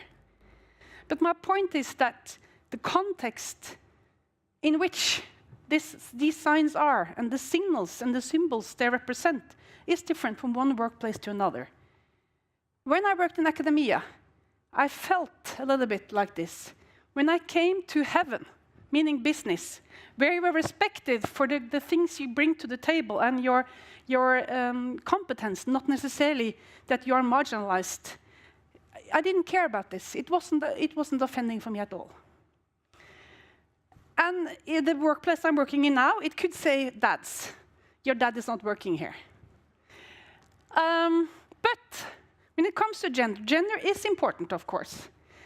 And you need to fix the basics.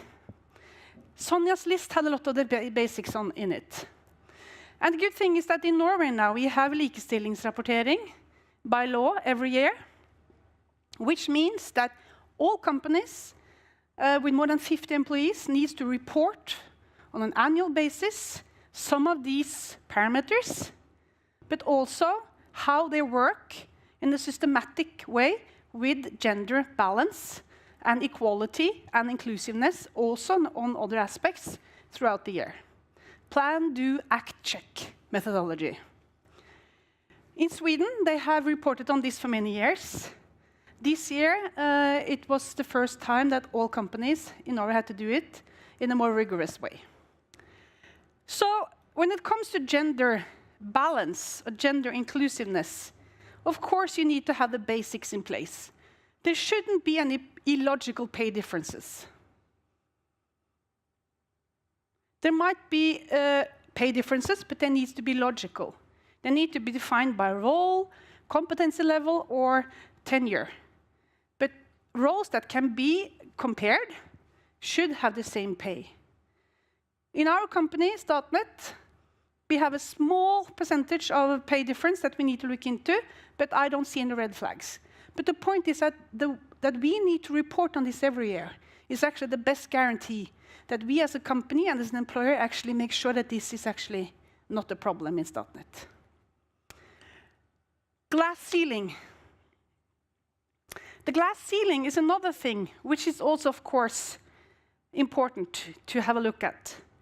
In Statnett right now, the numbers on the top is the top management. Female, F is female, male is male. The ratio is 60% females in the top management team, including the CEO, the CFO, head of grid, head of people and sustainability, head of IT, meaning digitalization and transformation, heavy roles, and 40% men. When it comes to leaders, we have 30% females and 70% men. And then we come to the general population, the employees as such, 27% females and 33% male. Those numbers are more or less accurate in terms of the numbers that Sonja showed. So in that regard, we are on par, you know. However, what is important is that if we had lower levels of female leaders than we have compared to the total number of female, that would be a problem for us. Because then I, as a head of people and sustainability, would look, okay, do we have any kind of structural changes, structural inequalities in terms of promoting people, promoting females also. So that is a good sign for me. Of course, we should work for even more female leaders, but at least from a structural point of view, it seems like we don't have huge issues on glass ceilings. And then we also see that provided the COVID and the post-COVID new way of working, flexible way of work, what is important for our female employees, but also young families, is that there is the flexibility, the work-life balance. And especially related to flexibility. So I'm a little bit concerned now that we have employers who are now starting to talk about, but also research and communities, saying that flexibility in terms of post-COVID new way of working, where you can work more from home, is harmful for female careers, because it turns out that they actually do kind of housework when they're home. So it might be true that there's a risk for that, but I'm still a little bit concerned that if we take away that flexibility, we will also not support females in their career development. So I'm looking forward to more research on that area, but I'm a little bit concerned now that we have a kind of a debate going on with a good purpose, you know, that can actually end up making life for young females who wants to do a career more difficult, because we are saying that you should not be as much at home because it's harmful for you, because you do things that you shouldn't do in terms of taking care of the house and the family. So we should explore and research this topic a little bit more, because a clear feedback from our female employees is that the flexibility will help them. And that also goes for young males being fathers. So flexibility and work-life balance is very important. So these are some of the basics. I have experience also with some of the other things that was on Sonja's list in terms of recruitment. In my previous job in a big tech company, Telenor, we also worked with things that really did a big impact. For example, we chose to give all employees in Telenor, female employees in Telenor across the globe, 6-month paid maternity leave. That made a big difference for a young female employee in Pakistan, where you get kind of structurally and cultural stigma related to going back to work after having a child. We also, in my previous job in Telenor Norway, we experimented with changing the text in the job ads in terms of attracting more females. Didn't work completely. We didn't get more females in, but anyway, there's a lot of trial and error, and I can tell you that people working in business They have this very high on the agenda. And they're exploring a lot of different things. And they're searching for insight and data that can help us understand whether we are in the right way. So, but we have, as a tech company or as a STEM company, we have a kind of a structural problem, because if we have 27% females in energy sector, we have the problem that STEM subjects doesn't have proportionally enough females applying for those studies. So what we need to do, and we cannot change the gender on those we already have employed, right? That would be a radical initiative. So what we need to do, at least from our perspective, we need to be very cautious and work actively with creating an interest and make us attractive for those few females that actually are in STEM. And I think that working in energy gives you a fantastic employer brand proposition, because energy is about renewables.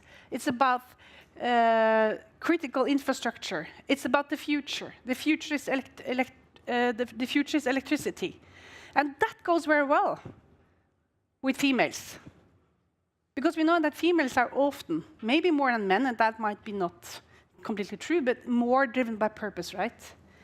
So working with employer brand to attract females early through internships, having quotas on number of females that we want for internships, trainee programs, the same thing.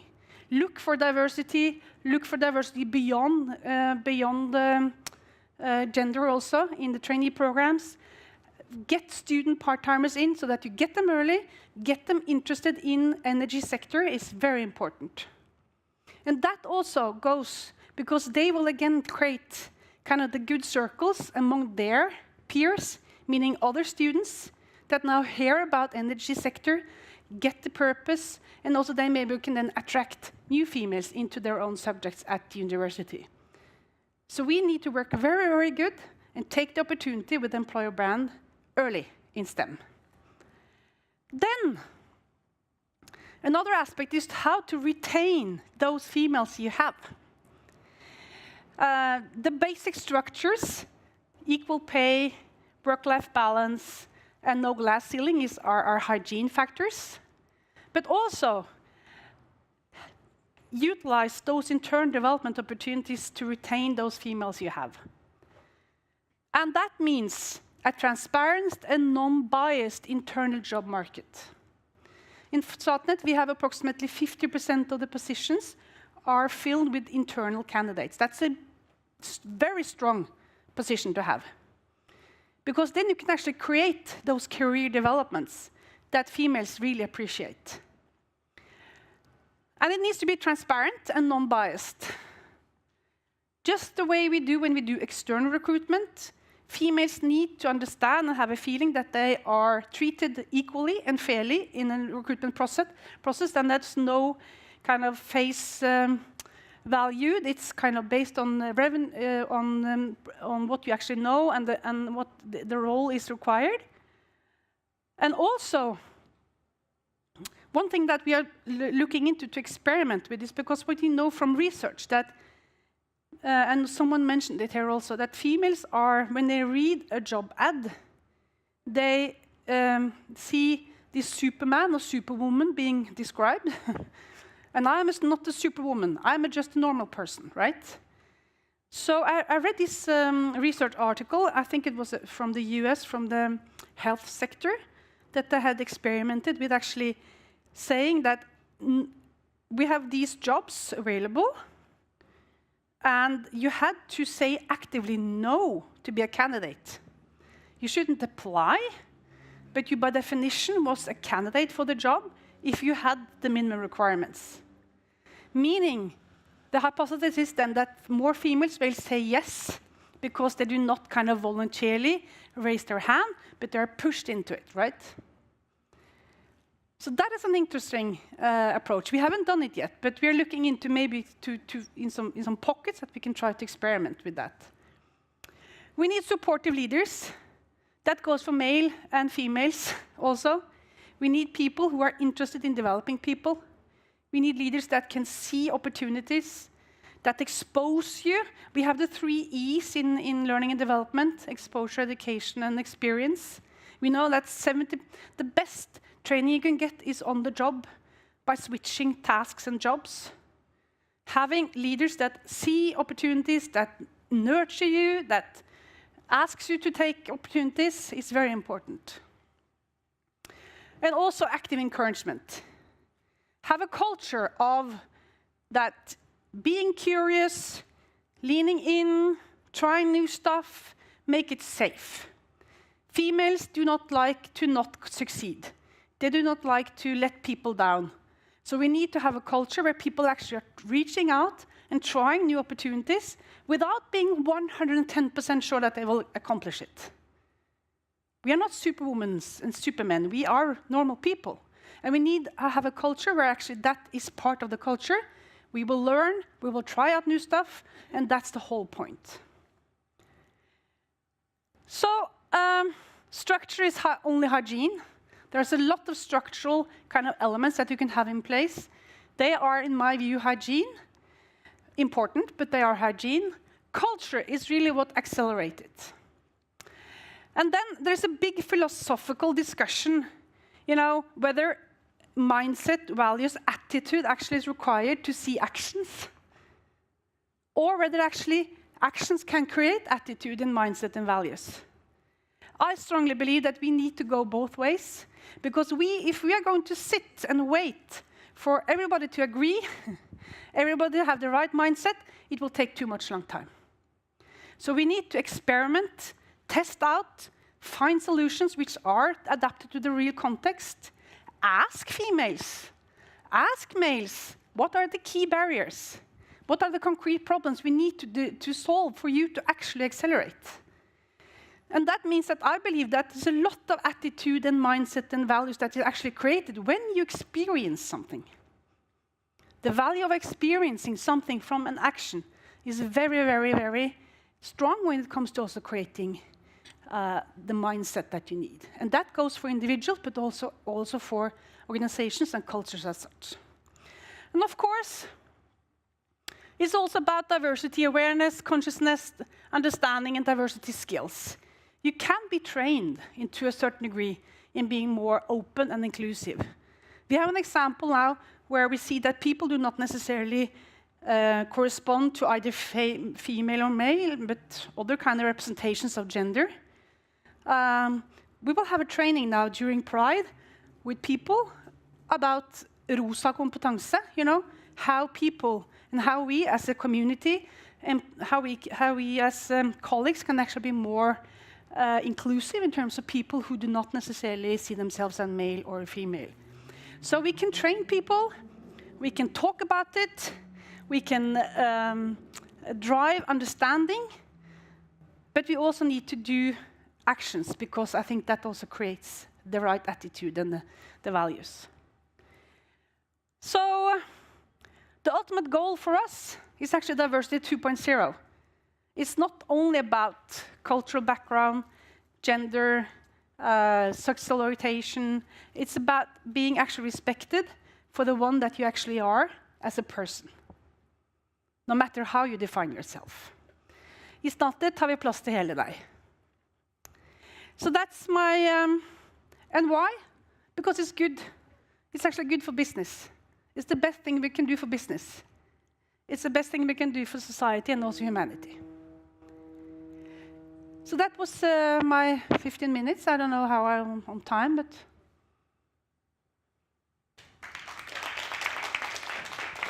Yep. Thank you. From what you just presented, at least, Statnett sounds like a really great place to be, I must say. So now the screen has locked again, but I have a question here for you. So, Anne, you have said that with the green shift, Statnett's social mission is more relevant than ever. Yep. How do you plan on helping to realize the company's sustainability agenda? Oh, that was another topic. Sustainability is, of course, a lot of things. Sustainability is the new black. Everything is about sustainability, so we need to define what we mean by sustainability.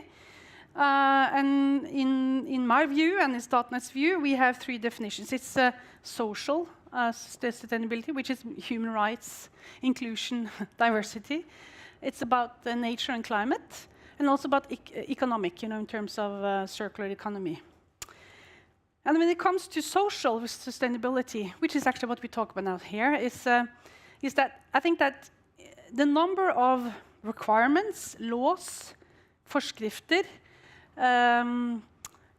demands, expectations from government, from owners, from the public opinion increases dramatically within the area of sustainability as such, but also within human rights sustainability.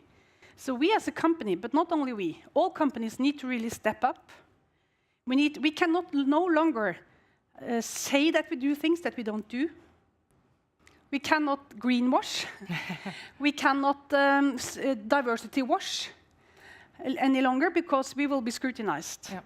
So the companies, when we see increasing demand on all these aspects of sustainability, we need to have a very clear view on where is our key risk areas, where will we actually have a real impact, and how do we have the necessary measures and follow-ups to really deliver on those goals. So the attention is increasing. We need to invest more, and we need to invest very smart in terms of actually creating those effects and creating that impact that is actually required from us. So we do have greenwashing problems. I will actually foresee that maybe we'll have some kind of diversity greenwashing type of pinkwashing. Yeah, pinkwashing. Yeah. So, yeah. We have time for at least one more question from the audience now. I like this. What can academia learn from business to become more like heaven? Yeah. This is a long... Do we have hours on this? No. You have 2 minutes. Yeah. Okay. I think that there's a key problem in academia, that there's this disciplinary thinking, right? In business, we talk about one of the key problems is that we do not collaborate good enough across silos. Academia is kind of based on silos. And that also goes with kind of being very internal oriented. When you're going to be a professor, you need to really qualify on a very, very small area, right? Yeah. You need to be very expert and very deep, meaning that using time on understanding different perspectives isn't part of kind of what you... More and more narrow, yeah. That is why I liked business school, to a certain degree, because it's by definition, it's a multidisciplinary kind of field of research. Still very strict on disciplines, and even more. So... I think that what I would like universities is actually to, because if you look at business, we need people who have cross-functional background. Yeah. We need people, take data analytics, for example. That is a combination of computer science and economics. We need people who are more open and more cross-functional in terms of their perspectives, because that is where the value is created. Very few problems in real life is one-dimensional. So I think that if we and people working in that can actually create those bridges, and create those arenas where people actually can be exposed to differently thinking people, I think also we will have a better place to work in academia. We will retain more females, and we will also create better work environment in that space. Yeah. But okay, just one for me when it comes to academia. Isn't also a problem, at least what I saw, is that it's so... it's so hard to become a professor. It's like either you become a professor or you sort of fail. And when publish or perish. Publish or perish. Yeah. And it's so hard. So it's like, why should you stay? Because it's impossible to plan anything. No. No, and that's also, of course, but that's a kind of a different topic. That is kind of research politics. But anyway, I think. It's interesting because a university they do innovations. Yeah. If you go out in business and see a company doing innovations, it doesn't look very much like a university in terms of how people collaborate. It's the other way around. So it is a kind of, it's very strange in one sense that we are developing people who's going to do innovations in a very, very, very narrow area. Yeah.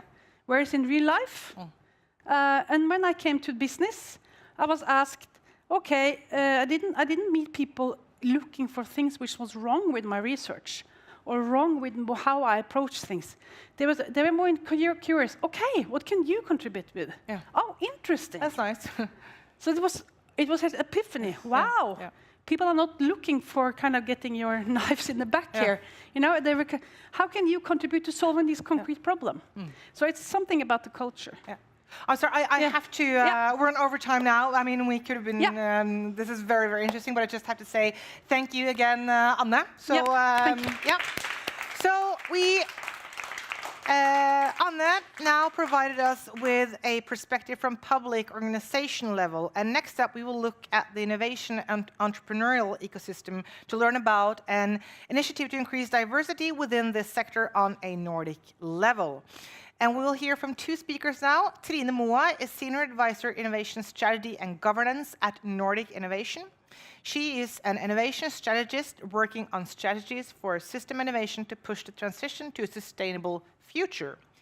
As part of Nordic Innovation, Trine contributes to implementing the Nordic Cooperation Program for Business Policy, Sustainable Growth, Entrepreneurship, and Competitiveness.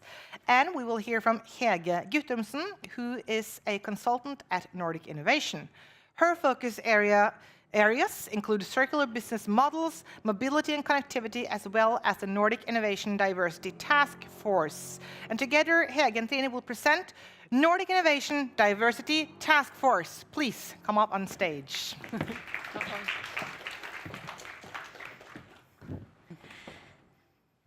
Let's see. Yeah, hi everyone. So I'm Hege, and this is Trine. And we mentioned it briefly, but just for those of you who don't know Nordic Innovation as well, we are an organization under the Nordic Council of Ministers, just as same as Nordic Energy Research. So we are sister organizations co-located here in Oslo. And Nordic Innovation works to promote sustainable growth and making the Nordics a pioneering region for sustainable growth through promoting entrepreneurship, innovation, and competitiveness in Nordic businesses. And we are super happy to be here today. Thank you so much for inviting us. And Trine and I are both part of the Nordic Innovation Diversity Task Force. And Trine will talk a little bit more about the work of the task force at the end of the presentation. But I will go ahead and talk a little bit about these words. Also, probably in a similar manner, I liked what Anne also said about diversity. And when you saw this picture, diversity might not have been the first thought that came to your mind. But we actually kind of like this picture because of it, because diversity is also about a lot more than meets the eye. Of course, visual diversity is an important aspect of this, but there can be a lot of diversity in a visually homogeneous group as well. And looking at a picture like that, you can, of course, get an indication of, for example, age differences, but it is difficult to see other parameters of diversity, for example, socioeconomic background, religion, nationality, culture, family and life situation, educational backgrounds, and all of these other intersecting identities that a person has. And it's important to understand and be aware of, and also interested in the compositions of differences and the unique characteristics that make up each individual person. But we also like to focus on the fact that improving diversity statistics in themselves does not necessarily translate to increased agency for the underrepresented, or people part of underrepresented groups. But the power relations in place also have to be addressed. And I would like to share a quote regarding this by Agnes Chimdina. She works at the Norwegian Embassy in Riga, and she's also a certified diversity manager. And our task force met with her earlier this year. And she was saying how this process of diversity starts with that diversity is being asked to sit at the table, and inclusion is being allowed to speak, but belonging only happens when people actually listen to what you say. And that is, a quote that we in the task force really picked up on that we like to mention.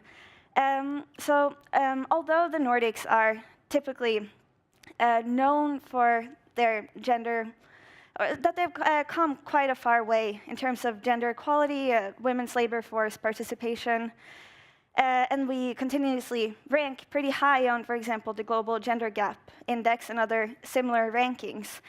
But like we have seen here today, there is so much more work to be done, and I wanted to walk you through a couple of numbers for the innovation ecosystem. So our task force has contributed funding to Unconventional Ventures startup funding report the past couple of years. And among other things, you can see this result here, that in 2020, all women founding teams only received 0.0% of the funding in the Nordics, or in investments, 7.3% to mixed gender teams, and 92% to all men founding teams. And this is actually worse than it was years before. I think it went down from 0.9% or something to 0.7% in 2020. And not just that, investors also write much larger checks to all men and mixed founding teams. They found an average here that the average round size at seed level and Series A are 52.5% lower for all women founding teams than for all men and mixed gender teams, which also means that women have to come back more often. They have to work harder, and when they get the funding, they get less each time, which is a problem. Another very interesting and important result from this study as well that we think, especially in a forum like this, is very important to point out, is that all women and mixed founding teams are actually 73% more likely to create so-called impact companies than all men founding teams are. And in other words, if we want to accelerate the green transition, if we want to reach the Sustainable Development Goals, investors have to be very mindful of where they put their money, and if they want to invest in the green transition as well. Another report that we commissioned in 2020 called the Female Entrepreneurship in the Nordics also had some interesting results about the region, also compared to other regions.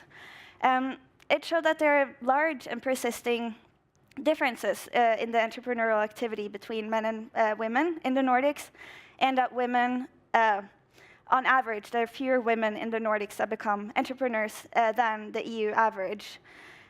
So the EU average is at 10%, whereas in the Nordics it ranges between 4 and 8% of women in the labor force that become entrepreneurs. And Finland is at the top here with 8%, whereas Norway is actually the lowest with only 4% of females in the labor force becoming entrepreneurs.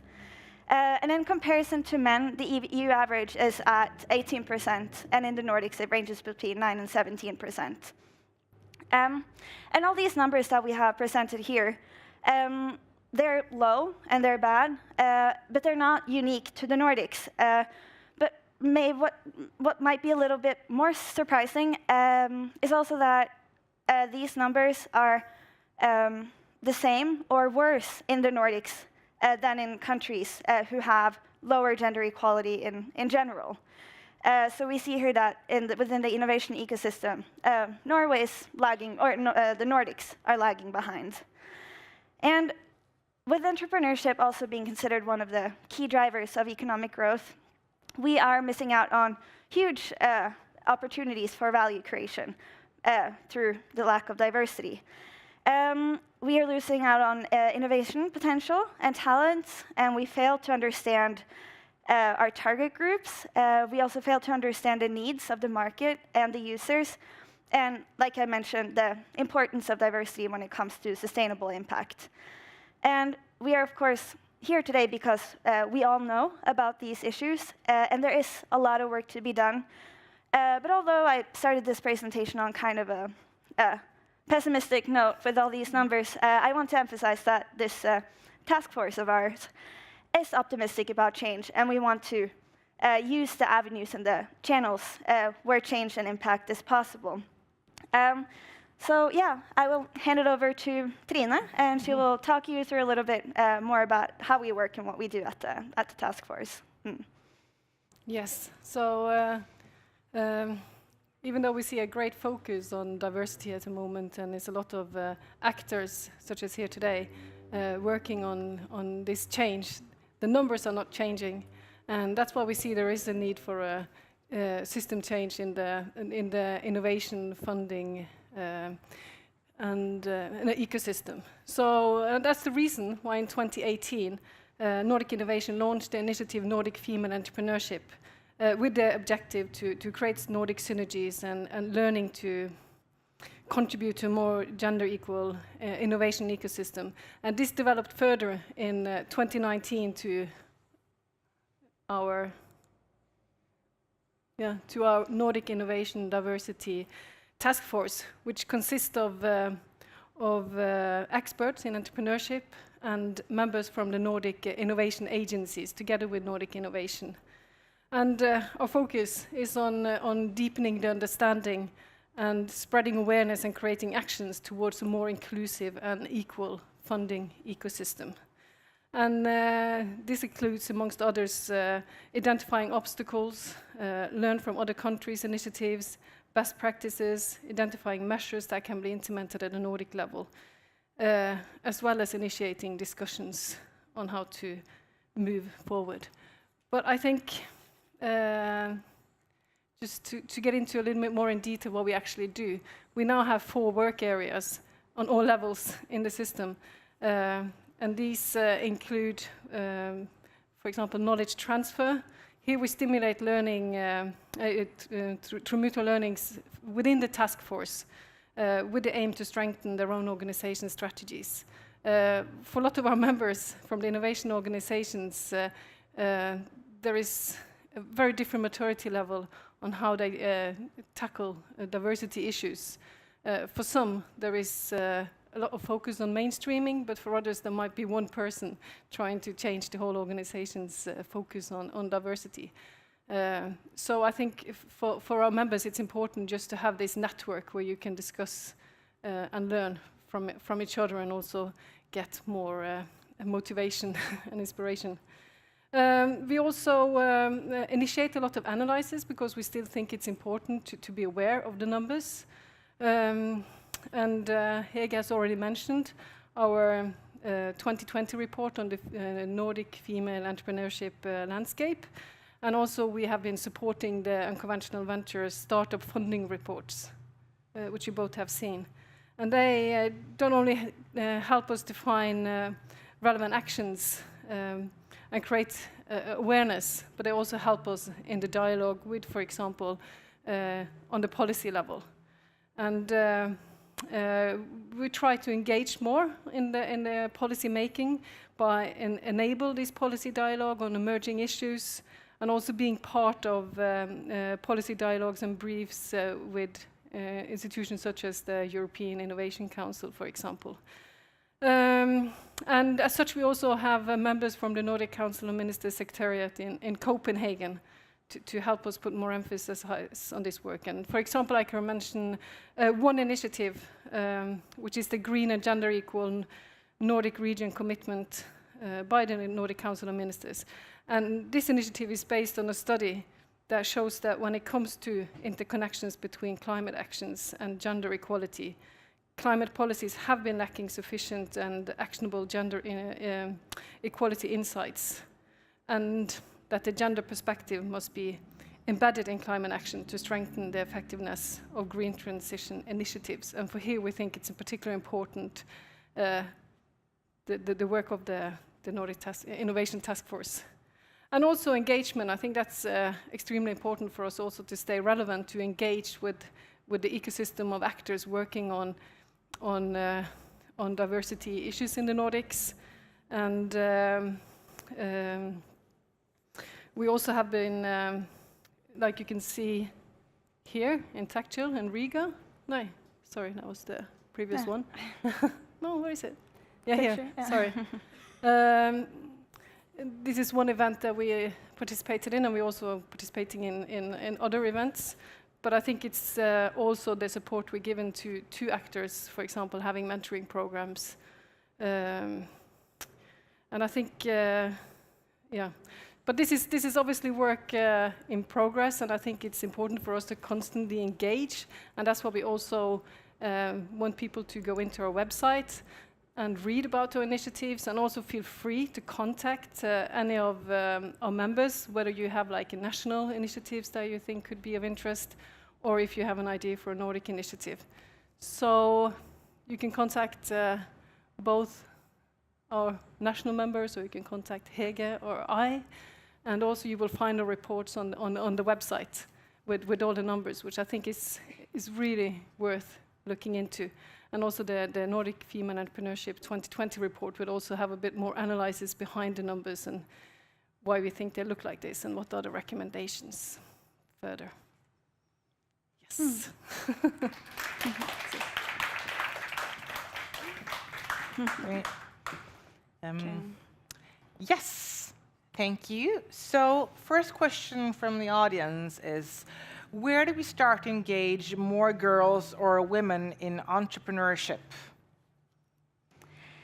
Well, exactly where or when, we have seen our reports also early on, and the way girls grow up as well, the role models they have, the neighborhoods they grow up in, if they have a lot of women around them who are entrepreneurs, that is, of course, an important factor that can contribute to it. But like others here have mentioned as well, and Trine mentioned briefly, the mentoring as well is important. But I would maybe also here like to add, because women are often represented in similar fields of entrepreneurship. And these fields, which also include, for example, education and health, they have a competitive disadvantage in these fields relative to the public sector. So it is the question, I guess, also depends a lot on what kind of entrepreneur a girl or a woman seeks to be. But I think daring to try, and like other people here have talked about as well, the upbringing, daring to fail as well. I think, yeah, so in schools, here you mentioned also, or someone else here, Anna, I believe, with the internships and things like that, getting out and getting a feel of the business world early on is important. And there is a lot of networks now available for young people to take part in, and I think it's for them also to investigate and actually be involved in these networks. We give them a lot of value. Good. Another question, just please. A little bit like this one? Okay. So we're not like over here. Okay. Percent for projects with women is so the percentage for projects with women is so low that it's unlikely that it will change a lot soon. Is there something we can do to super speed this? Well, I think I will go back to our study from 2020, where we saw that the key findings, they show that women have less access to role models and smaller networks, and also that makes them less likely to innovate, and also the entrepreneurial culture is male-dominated, and it's difficult for women to succeed, and female entrepreneurs have less access to external funding than male entrepreneurs, which makes them difficult for them to expand. So I think we need to establish more comprehensive female Nordic mentoring schemes. I think that's very important, and I think also increase female entrepreneurs' access to capital. So, but if you look at the picture of the investors, it looks the same as the numbers as you saw of female entrepreneurs' funding ratio. So I think you also need to start changing that part, and also remove competitive disadvantages in industries where women often operate as entrepreneurs. Maybe not the right thing to talk to a lot of STEM people, but I think we also have to value other sectors where women are more represented. And I'm not sure, since the question said the percentage of women in projects, if they are thinking of the numbers here from the funding as well. What I have also been thinking a little bit about in terms of the much more likelihood of women in mixed teams creating impact startups is that sustainability and environmental social impact might be like a little cynical, but an easier sell than diversity for investors, perhaps. That if you're able to increase investors' investments in sustainability projects and impact-oriented companies, you will automatically also increase the rate of more diverse and more women-founded teams as well, which might, because he asked how can we speed it up? Yeah, super maybe, speed. Yeah, maybe then it could be easier to go that way, although they, of course, further each other. But ideally, we wouldn't have to go from a different angle to achieve the same thing, but in reality, maybe. Sometimes you have to do what works, yeah. You mentioned mentors, and there's another question here. Where do we find mentors? I think that's actually a very good question. Where do we find mentors? That's a good question. Yeah. I guess what we see a lot is that mentors are people you know. If you have a family that is also well connected, you have an easier access to mentors and role models through your parents, for example, and people in your immediate surroundings that you can use. Like Trine mentioned, we need more available mentoring schemes because, as the question implies as well, they are difficult to find. Yeah. We don't offer a mentoring scheme ourselves at the Diversity Task Force, but we are very eager to promote those we find as well. So because what you just said now was that sort of the mentors, they're people you already know. So if you're lucky to have a family or you have such a network from before, then you sort of have it. But then you probably, they don't need it in a way. But how do we? So that's the issue. The availability of mentors that are not based on personal relationships is very important to increase, and we are not there yet now. Yeah. So what can we do about that? I guess, at the Nordic level, that is also a question whether a Nordic mentoring scheme would be of value. That is something then that our task force could look into, or whether that would be going to the, for example, national innovation agencies and the maybe not called mentoring schemes, but also the business entry programs and educational steps that they have there. Yeah. But there's definitely a need for mentoring schemes. Yeah. So to the person who asked that question, it's a good question. It's a good question. It's absolutely. Okay. How can we get the funds for entrepreneurs better distributed? Get rid of bias. Get rid of bias. Just do that, okay? And then, I think looking at the unconventional venture report, female entrepreneurs has to go 4 extra rounds to actually get the funding. But if you look at how the performance, they actually perform about 40% better. So I think that talks for itself, that you have a lot of bias. So I think you also need some awareness raising, but also the point you made earlier about the lack of, or the low percentage of female investors. Yes. And I believe, the percentage of female venture or female-led venture funds is very low. And then again, you see that the capital that they have is even lower than that, not representational to the already low number of persons. So I guess also not a fast-track way, but increase number of female investors. But of course, it's not done that quickly. It's not the super speed here.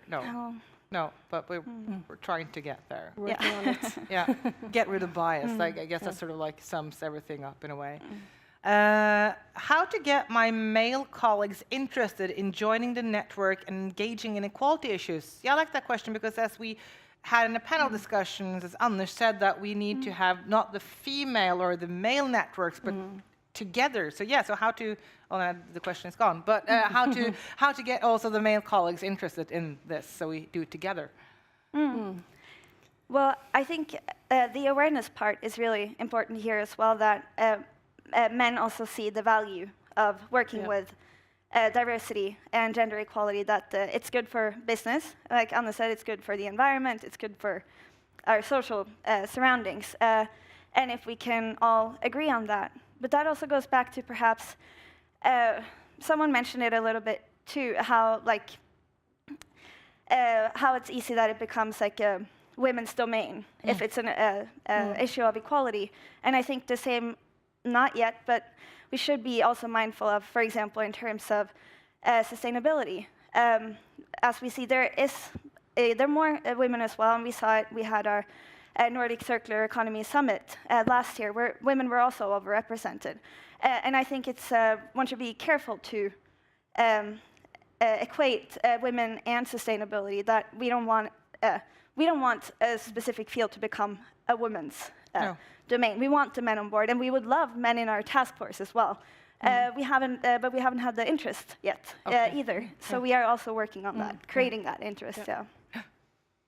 Anything to add, or no? No, I think I mean, we also see the difficulties in recruiting men into our group internally.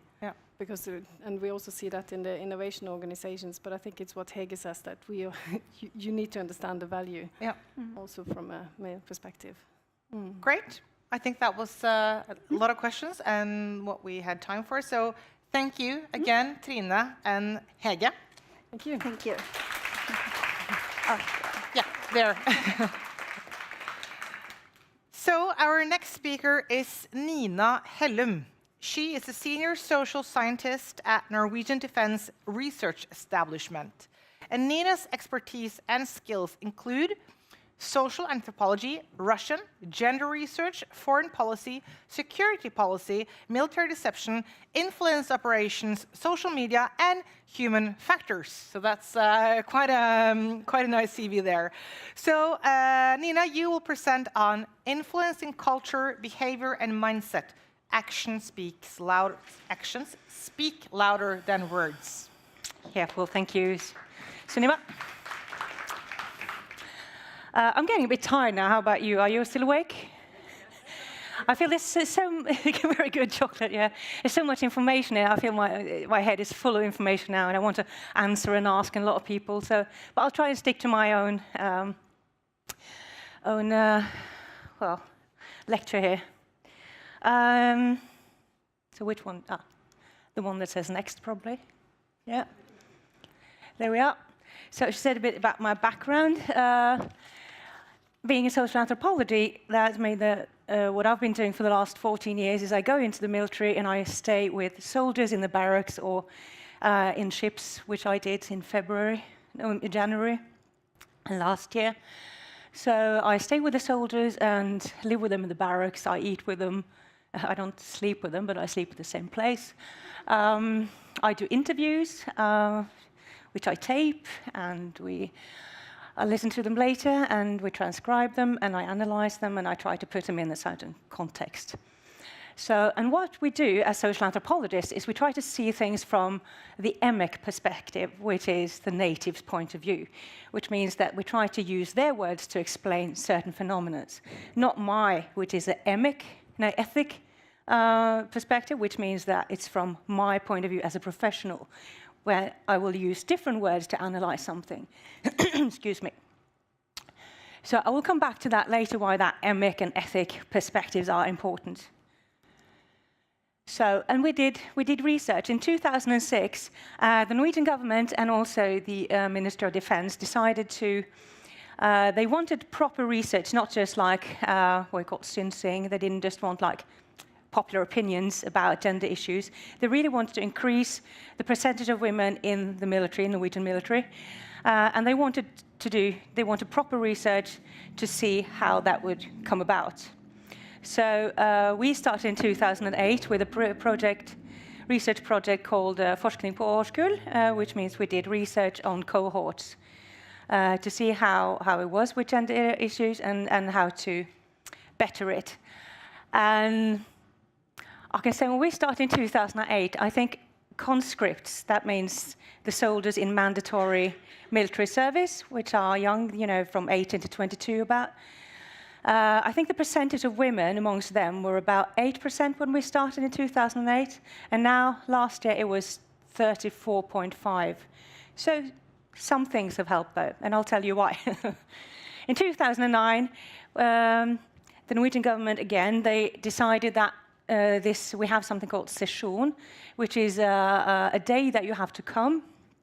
You fill out a form, and then some people are drafted in to do this day, the compulsory selection day, where you have to come in and do tests, physical tests, psychological tests, health checks and conversation. You also get a lot of information about what opportunities you can have in the military.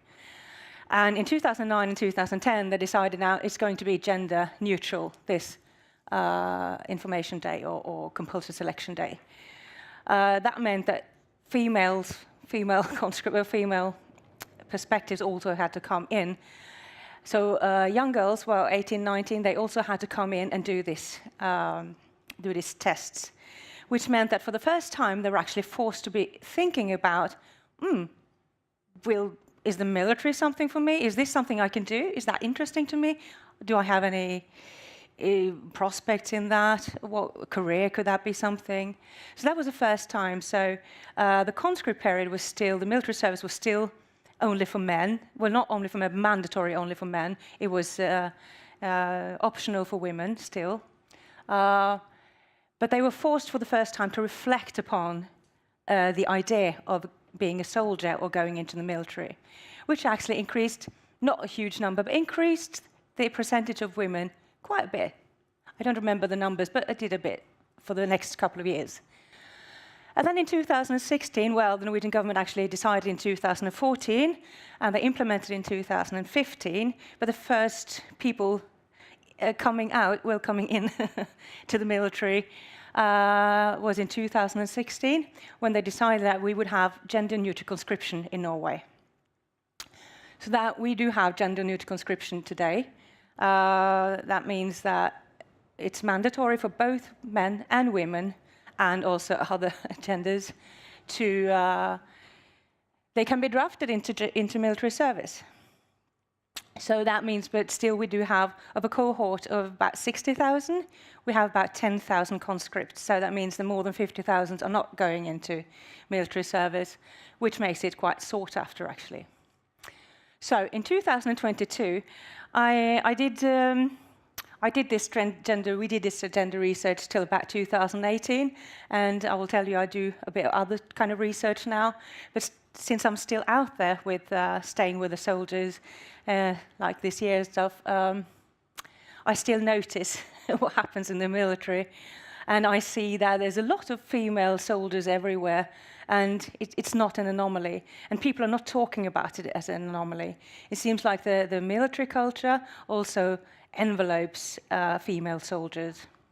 So it's not perfect, and we do have some cases lately about sexual harassment and bullying, but it's from when I started in 2008 until 2022, there's quite a big difference.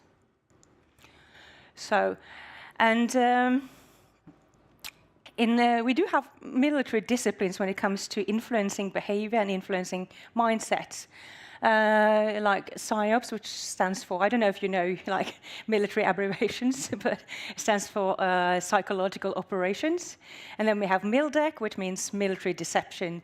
So they've always had kind of these own disciplines in the military on how to persuade people into doing stuff or changing their mindsets. They have had a psychological offense. The MILDEC things goes back even before, well, about several hundred years, actually, the thinking about it.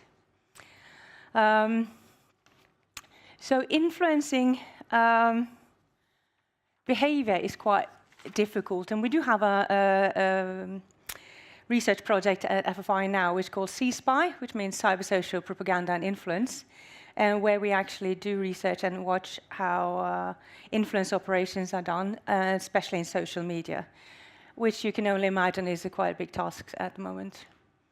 And we know it's very interesting what Anne said about like doing and action, action and behavior and attitudes, because changing people's attitudes and mindset takes so much longer than changing people or changing values, for example, than changing people's behavior. And I got an example for that. I don't know. Many of you are from Norway, and we did have like this law of smoking in, I think, 2004 or something. And one example is you can actually make people not smoke inside. You can say it's not allowed. We have a law now telling you cannot smoke inside. But they can't make you like it, you know. It took me about 20 years, or 15, I don't know. But, you know, you were actually forced to do some kind of behavior because that was implemented in law, which is the same as the implementation of gender-neutral conscription, is that you can actually say that now women also have to do service in the military. They don't have to like it, but they also have that duty now. Because what is that you have the same rights, you also have the same duties. And that is quite important to understand and remember. And also quite, you know, for people with their opposing gender equality, you can say, but yeah, we'll take the rights and we'll take the duties as well.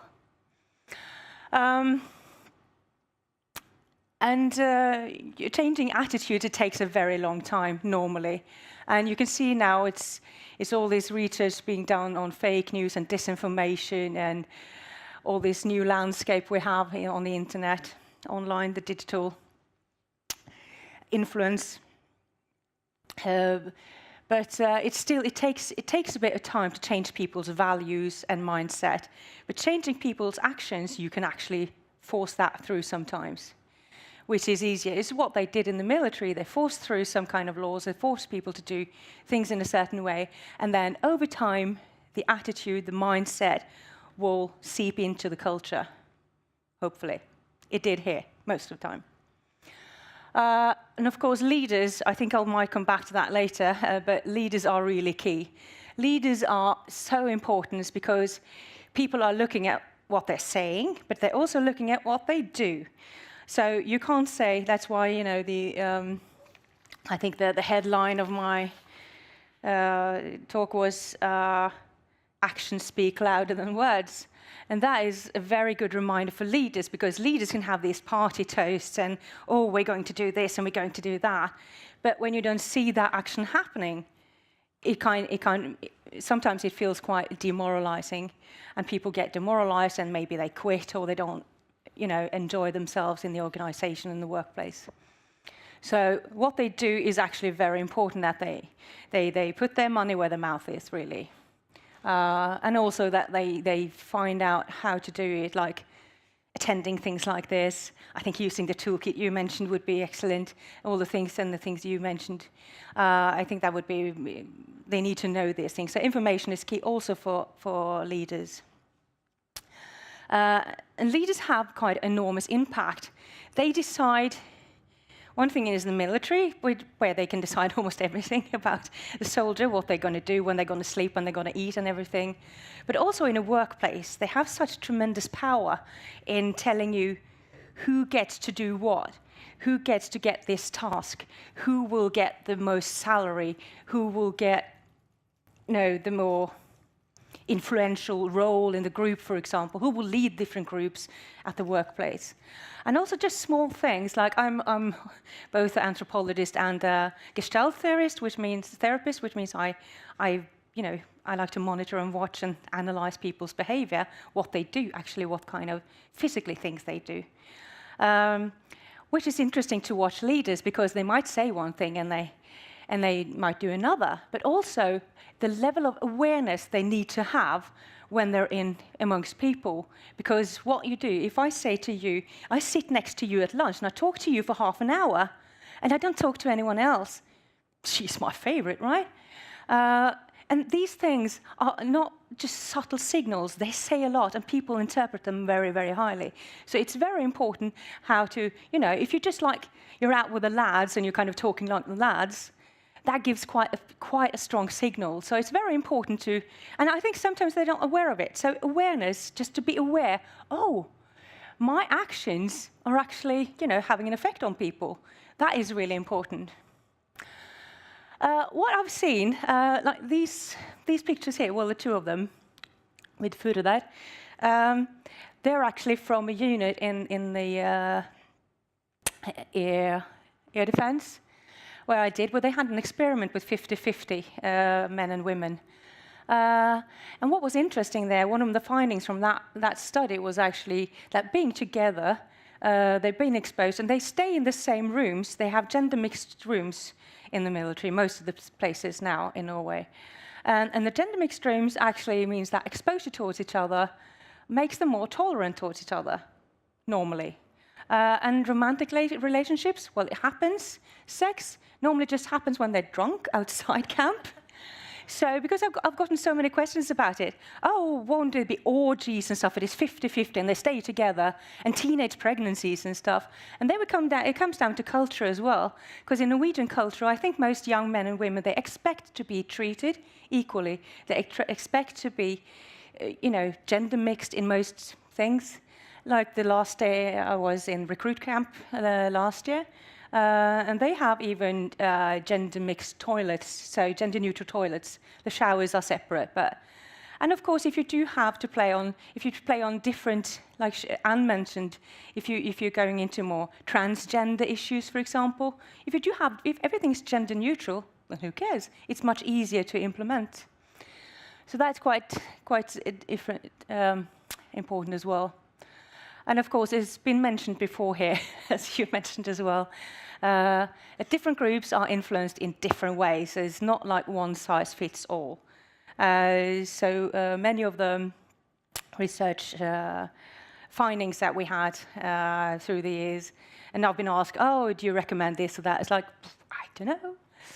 It has to, it's all relative, because some things might fit there, some things might fit there. And maybe you should just try it out a bit and see what works. And sometimes things might work with one cohort and not with another. So it's not all relative, but it's a bit relative, actually. So, and then we've talked a lot about gender equality. Let's see how much time I got left. Right? Talk about gender equality, but there's also another word, and that's equity, which means the same, that you actually get to do the same things, but not with the same background. As you can see there, equality is like giving everyone a shoe, but equity is actually giving everyone a shoe that fits. And I think it's quite important that if we are to enhance more female leaders and more equality at the workplace, I think equity is one thing. Because the thing we've been talking about, like party totes and culture, it's like recruiting and selecting who are the best. We're talking about, we want the best in the military, we want the best in this corporation. But who are the best, and who decides who's the best? What kind of qualifications do you need to be best? Like in the military, there's been to get to the top notch there, to be a general or something, you need to be in INTOPs, like international operations. You need to be in battle maybe to get that bump up. And most women in the military, officers and stuff, they stay more in the supporting areas, the supporting units. So, and then they don't get the experience that someone tells is needed to get on the top. I don't know if it's necessary, but it should be a debate. Now it's just like, this is how it has to be. So I think we have to challenge those perceptions of what is right qualifications, which you all talked about earlier as well. I think it's very important. And who decides what criteria distinguish the best? Well, yeah, sometimes it might be, no offense, men in their 50s in suits. And it doesn't always hit the mark, does it? I don't have much time left, but I'll try to say something about positive discrimination, which we've had in Norway, and it's been quite debated. There's a lot of myths about it. It's like positive discrimination, radical positive discrimination means that you choose someone from a minority over another without it being as qualified as the other one, because that person you choose represents some kind of minority. In Norway, radical positive discrimination is not allowed. What is allowed is moderate positive discrimination, which means that you can actually, if they're equally qualified, you can choose the person who is from a minority. It might be it could be gender, but it could be any kind of minority, which we talked about earlier. And there's so many myths about it. I've met even Norwegian female officers that thought, oh, I've been definitely radically discriminated, positively discriminated to be where I am. And then I asked people around, her bosses and everything, and she's brilliant, and she hasn't been. But the idea of being is so strong in the military that they had been, and I think maybe a lot of other places as well, not in the military, but that you have been radically, positively discriminated to be where you are. And also, this was back in 2009, was one of the conscript informants I had back then, a guy. He was an officer, sorry. He was a non-commissioned officer. And he said, every time I get a new female colleague, I make the assumption that she's been radically positive discriminated and that she can't really do her job. So what kind of start is that? That was every female colleague he would get that attitude from him. I was like, okay, yeah, which is quite special. And I'll try to quickly talk about tokenism. I'm sorry, it's just so many, I have so many thoughts now after everything people have said. Tokenism is also quite important. It's about using one example just to, what you talked about, Anna's left, but as you talked about greenwashing, or let's call it gender washing then, that you can use a woman as a token. But it doesn't mean anything because you haven't hired her for the right reasons. You just hired her to be a token, and you can say, "Look how good we are." You hired a person of color, and you can say, "We're not racist. Look, we have a colored person here. We're not misogynist. Look, we have a woman here." But you don't give her proper, tasks or anything, and that is tokenism. And I know there's a lot more I'd like to say, but I think I'll stop there. And if anyone wants to know, we can talk about the Queen Bee theory later. Okay. Så det gick lite över till. Thank you. I think there's a question there, but I can't really see it. So you have to scroll there's something about positive discrimination, or you can do it maybe there. Yeah. Yeah. Oh. What kind of literature should a person read to get more informed about positive discrimination? I think we should just read it out so everyone can hear. So the question from the audience is, what kind, you're mumbling a little bit. What kind of literature should a person read to get more informed about positive discrimination? Oh, good question. I haven't read too much of it. I don't know if maybe you can answer that. I don't know if you have you done some research on that? Positive discrimination? No?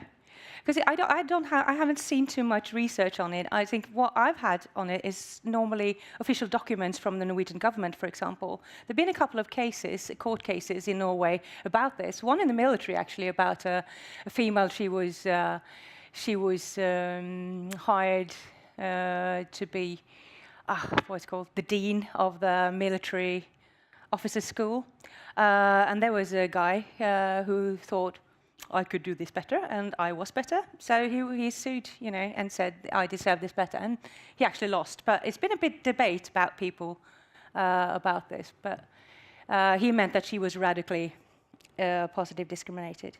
So we have some cases and things like examples of it. I haven't seen too much research on it, actually. So quite a poor answer. I'm sorry about that. But especially Norwegian official government documents, you can find quite a bit about it. Yeah, it's interesting, and I guess a lot of girls and women have experienced to be accused of that. I've experienced it myself. So that's the only reason why you got to do this PhD. Okay. Yeah. Great. I would say.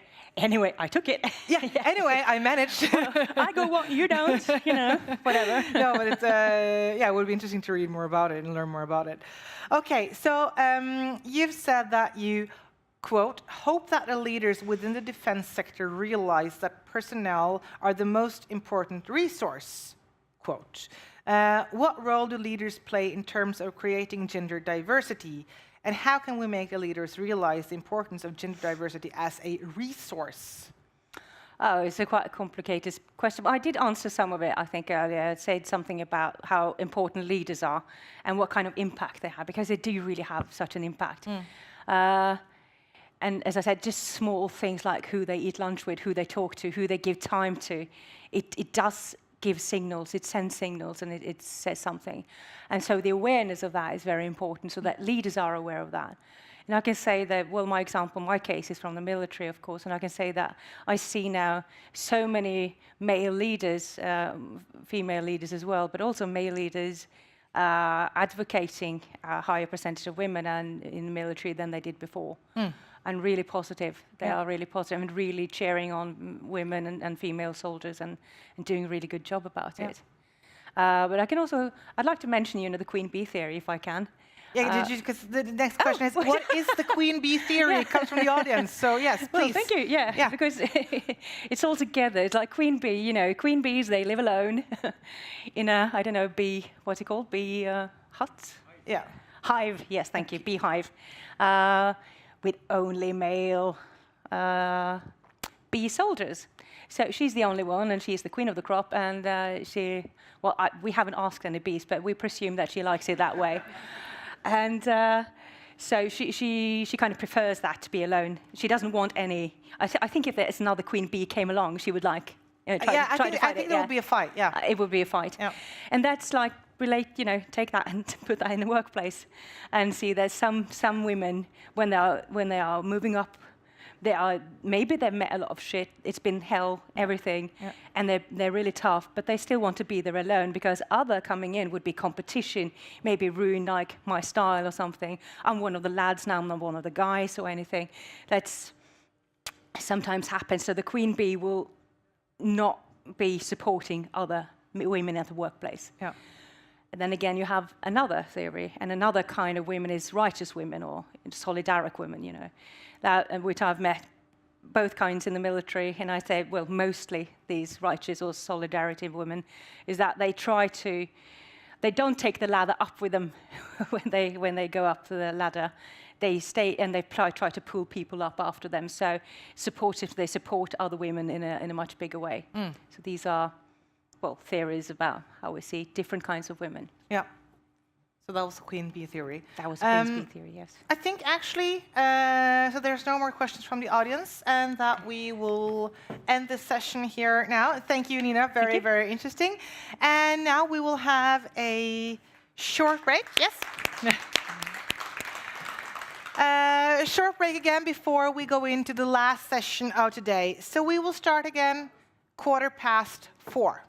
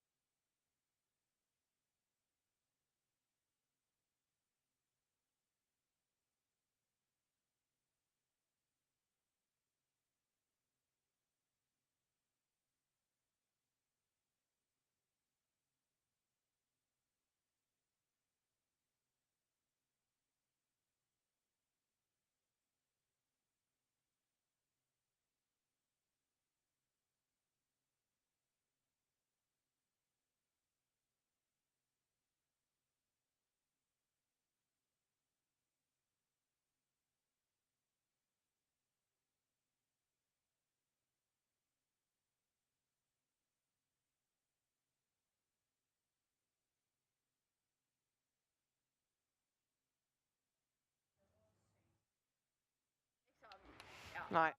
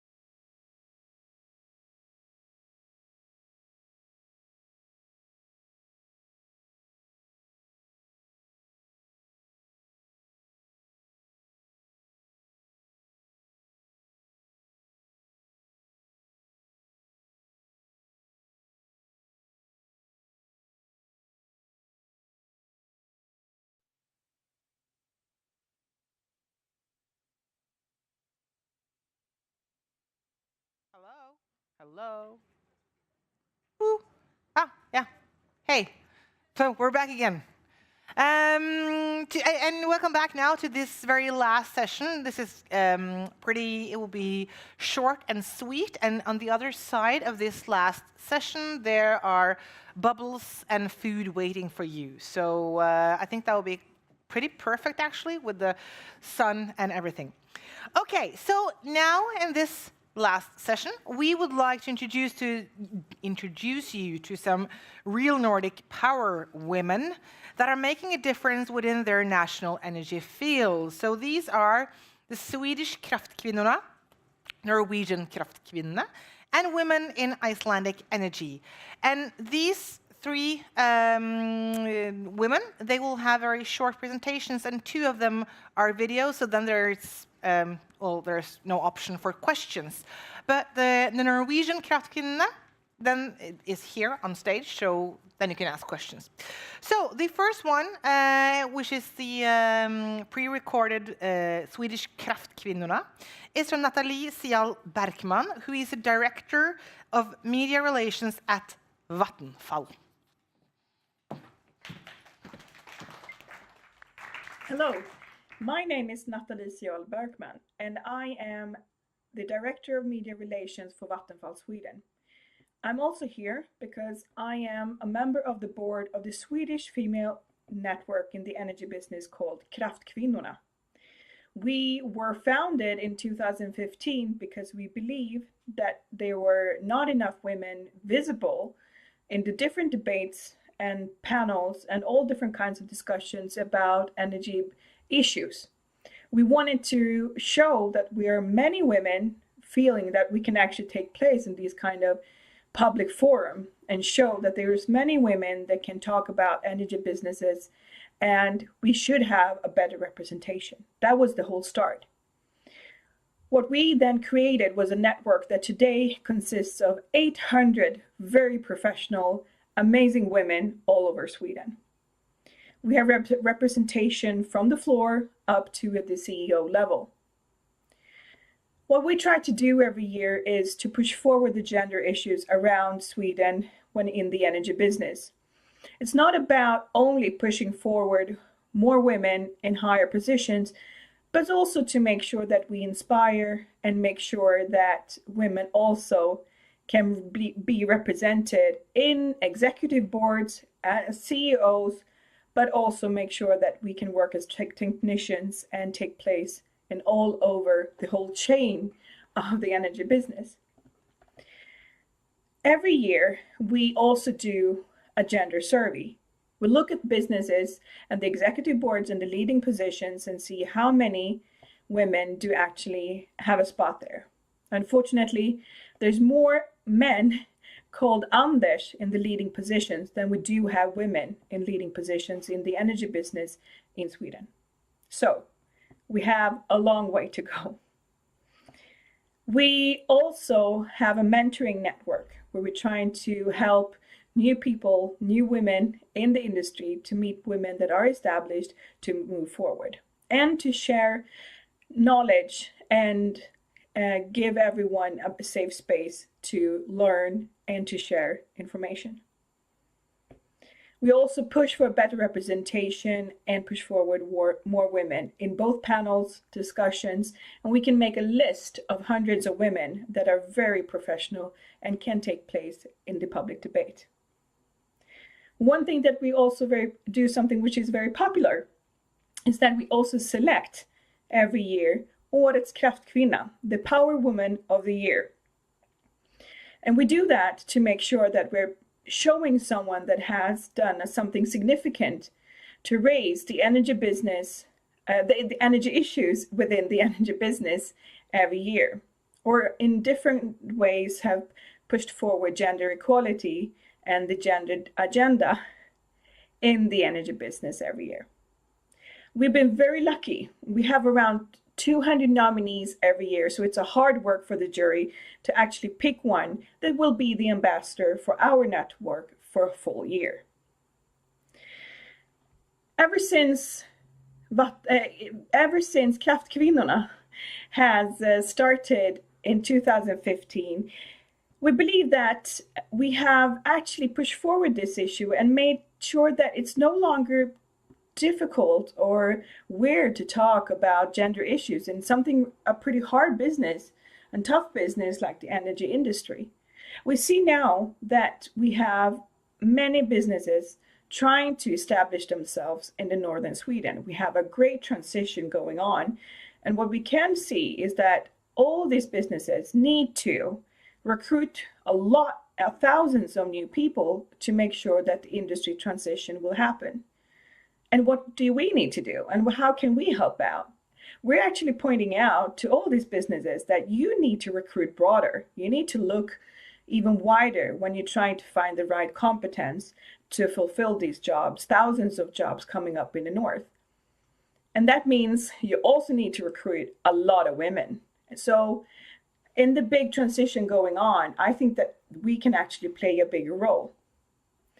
We also need to make sure that it's not only women taking place in the traditional male jobs like working as a technician or becoming an engineer. We also need to make sure that the more girls actually choose this kind of education to become someone that you can work with in the future jobs. So I think that our network actually has played a significant role in trying to push these questions forward and trying to make sure that you can no longer overlook or oversee that there's 50% of the population that actually can do a lot in this very emerging arena, which is the energy business. And I think that you all feel the same. Well, thank you so much from me. I'm sorry I couldn't be there with you. And I hope we have a really amazing conference. And thank you.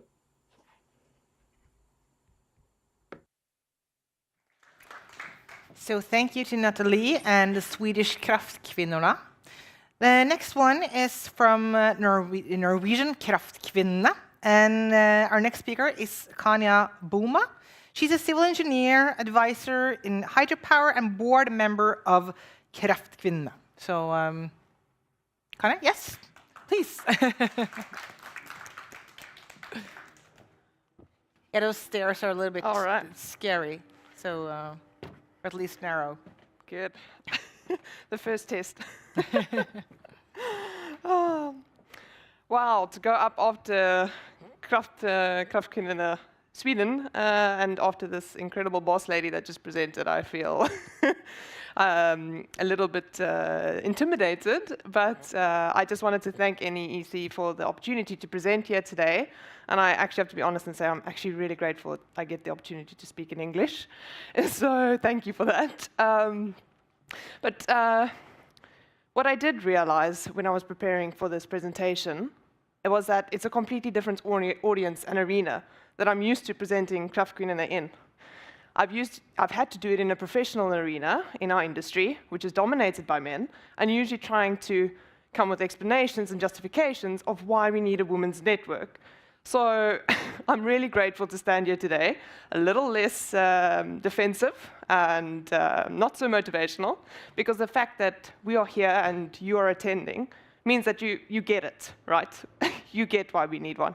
So I'm going to focus on Kraftkvinnorna, talk about what we do and what we're trying to do. You will see a lot of it reflects what Natalia has spoken about. So we have really worked together with our Swedish partner, we like to call them. So there are a lot of things that ring true for both of us, for both organizations. So directly translated, Kraftkvinnorna is power woman, and as you guessed it is for all women working in the renewable energy industry. So that is everyone, from engineers, electrical fitters, right through to politicians and lawyers. So if we go into our why did Kraftkvinnorna start? In 2019, our founders were attending PTK, which is the biggest production conference in Norway. And at the dinner that evening, they all noted that why were there so few female speakers? And why are there so few females at the conference? And they just decided then and there, you know what? We're going to fix this. Why should we wait for others to fix it for us? We're going to do it. So Kraftkvinnorna was born, and we actually have 6 board members. Currently, we have 6 board members, of which one is our leader, Lina Drangerud, and our deputy, Sylgun Furnes. I also sit on the board, but I have responsibility for marketing. So please go follow us on LinkedIn and Instagram. But my day job is I'm a consulting engineer at Multiconsult. But for the last year and a half, I've been seconded to Equinor. So I've been working on the electrification of Nua and Krafla oil platform, where we take renewable energy from land to the platform. And you might be asking, what is a civil engineer doing on a project like that? We need quite a big transformer station and compensation station. So that's where I fit in. But all the board members do this board work out of their own time or with a special agreement with their employer. And our membership is completely free. And the reason we did that is because we wanted to keep the threshold as low as possible so that everybody from students right through to the self-employed have the opportunity to come and network and learn and unite. I'm really proud to stand here today and say that we've just passed over 800 members and from over 235 different companies. And it's just incredible to think that we only started in 2019. So it's been a really absolutely surreal journey. And I think it definitely demonstrates the fact that we need and want an arena like this in our industry. What is clear, though, is that even though many of us know and work with incredibly competent women, they're not visible enough. And as a result, we as a group just don't have, are not united enough and don't have a strong enough voice in these arenas, like Natalie referred to, where these decisions are being made. And this is something that Krafkin are also working to change. I think we're probably one of the few organizations that's main goal is to cease to exist. So in our articles of association, we have written that when we reach 50-50 gender balance in our industry, we will dissolve. We're gone. But we also have 5 other main goals, and they really ring true to the same as our Swedish partners. And that is really that the first is to really take an active role in the energy debate and shape the industry just as much as our male counterparts. The second is to increase the visibility of women in our industry. The third is to increase recruitment of women into our industry. Now, we only make up 20% of our industry at the moment. And what is even more depressing is that we've only seen a 2% growth since 2008. This is just absolutely something we have to do something about. We also, fourth, we tried to create a culture where women support women. And we actually then, of course, want to give women an arena where they can come and build their own professional network as a woman. We have half-yearly gatherings where a company in our industry host and sponsor an event where we have professional and nerdy presentations from women who have an absolutely burning passion for what they do. To give you an example, we had a gathering where we invited a really well-renowned gender specialist come and talk about the importance of gender balance in the workplace. And in the same gathering, we had someone present their PhD thesis on Pelton turbines. And when we did a poll afterwards, they all preferred the PhD thesis. So this is the nerdy content that we're talking about. We also award Power Woman of the Year that we learned a lot from. There's been a lot of knowledge transfer. So we took that from our Swedish partners, and we also award Årets Kraftkvinna every year.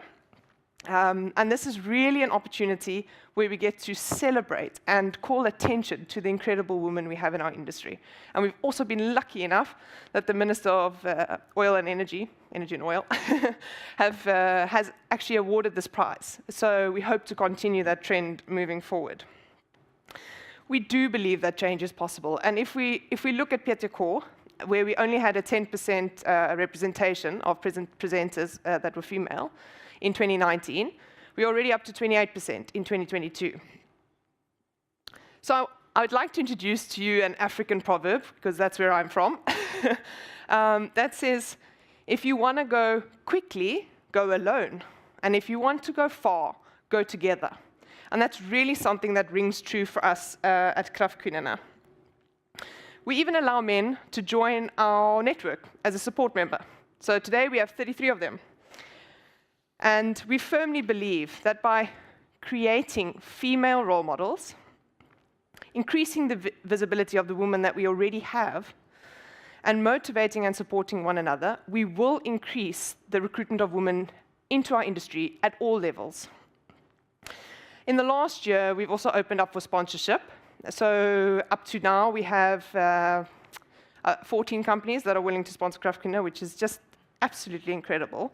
And the reason we did this is that we realized we need to start taking a more proactive role in the recruitment of women into our industry, and that means more resources and materials, including travel and materials, to just increase our visibility in the arenas such as schools and universities. And this is really something we are hoping to focus on in the year ahead. So, if you're not a member, please sign up. You can go onto our website, www.kraftkvinnerne.no. And if you just want to know what the heck are we up to, you can check us out on Instagram and LinkedIn @Kraftkvinnerne. And what I think is just absolutely awesome, if you are advertising a job or a position, we have a closed LinkedIn group where we have over 800 women where we will post your position as well. So please get in contact with us if you're looking for those talented women that we've been speaking about today. So please reach out at Kraftkvinnerne. Thank you. Thank you. So I have one question for you. Yeah. So one of your aims is to lift and increase recruitment of women in the energy sector. But do you have any concrete targets or ways of measuring your impact? Yeah, it's such a good question. And I think because we are majority are engineers, we wrestle with this one quite a bit because we want the facts. We want to know what are we doing. Is it working? So part of this sponsorship money, we are working towards putting together a study to collect the data, because what we are struggling with now is we don't even have a start point.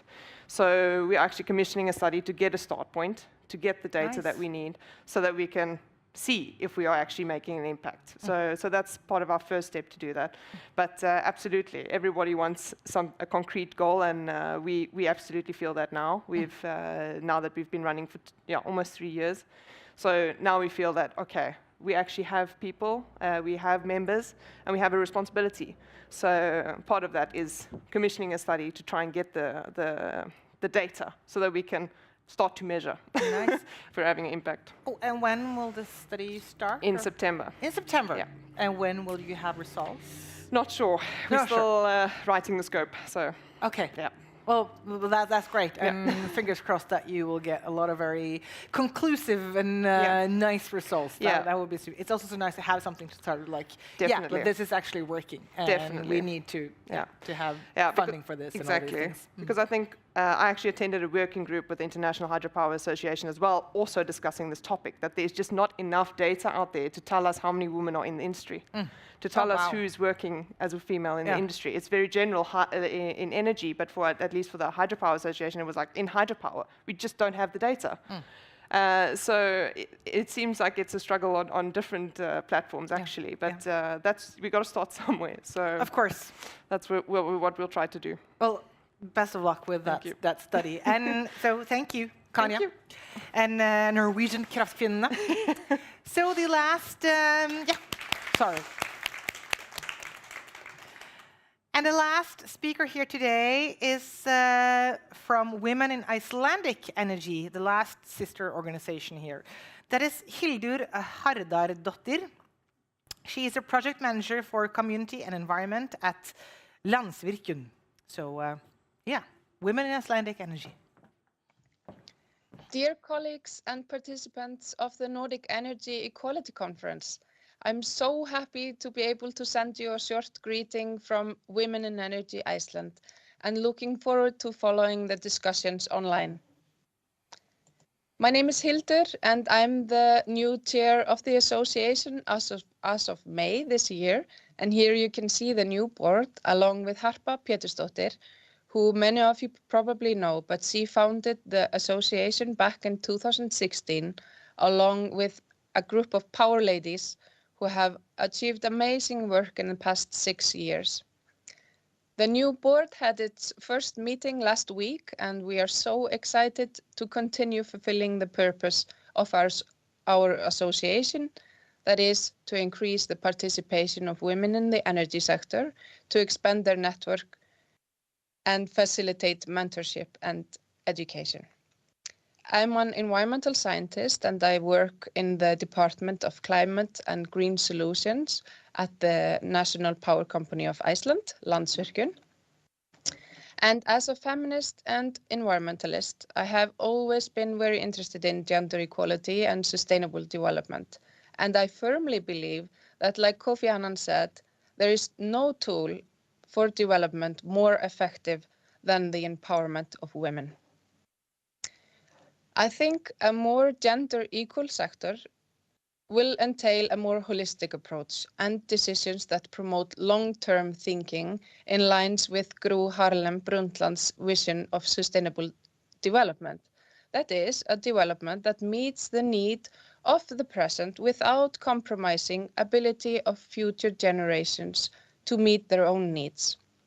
And that is why it comes as no surprise to hear that researchers and scientific literature is investigating the link between the lack of gender equality in leadership positions and the lack of ambitious commitment of companies and administrations in the energy sector to align their strategy with the climate commitments. Last December, in 2021, Women in Energy Iceland published their third report on gender diversity in the Icelandic energy sector.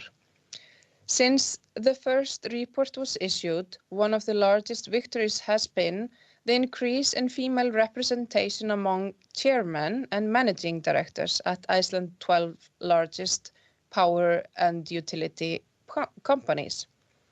Let's have a quick look. The ratio of women as executive board members has gone up by 33% since 2017 and is now at 58%, which is great. The gender balance of the number of non-executive board members has been around 50% in all three reports, so since 2017. The gender balance of CEOs is not as promising. Of the 12 CEOs, there is only one woman. However, the ratio has gone up by 22% since 2017 for other managing directors and is now at 46%. And finally, department heads has gone down by 3% and is now 29% women versus 71% men. Meanwhile, we see a slow yet positive trend in the gender balance of full-time equivalents, but women still only represent 27% of the total. So there is a lot of opportunities to do better, and that we intend to do.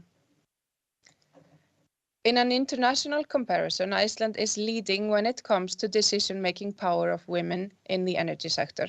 In comparison with the Nordics, we can see that the share of female directors in Iceland is 50% compared to 27% of female directors in the Nordics. And the share of female managing directors in Iceland is 40% compared to 28% in the Nordics. And the difference is even bigger when we compare Iceland to Europe.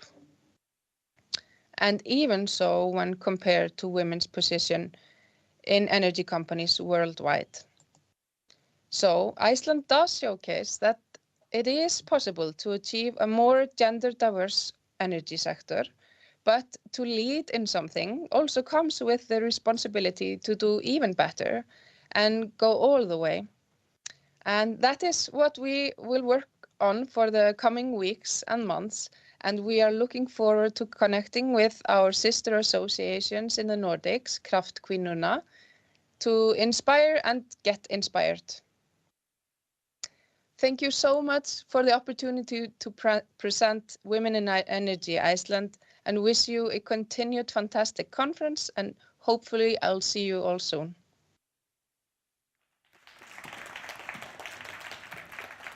So thank you to Hildur and the Women in Icelandic Energy. So, day 1 of 2 of the Nordic Energy Equality Conference 2022 is about to come to an end. And we would just like to thank all our presenters and speakers, and a great thanks to the audience for your patience and enthusiasm on all the questions. I hope that will absolutely hope that will continue tomorrow with lots of great questions. So day 2 of the conference will start tomorrow at 9 in the morning here. And I hope to see all of you there, and also, of course, all of you on the stream. And for those who are here at the Salt, we are now serving tapas and some drinks, bubbles, I think. And everyone is very welcome to join the mingle. So thank you for today.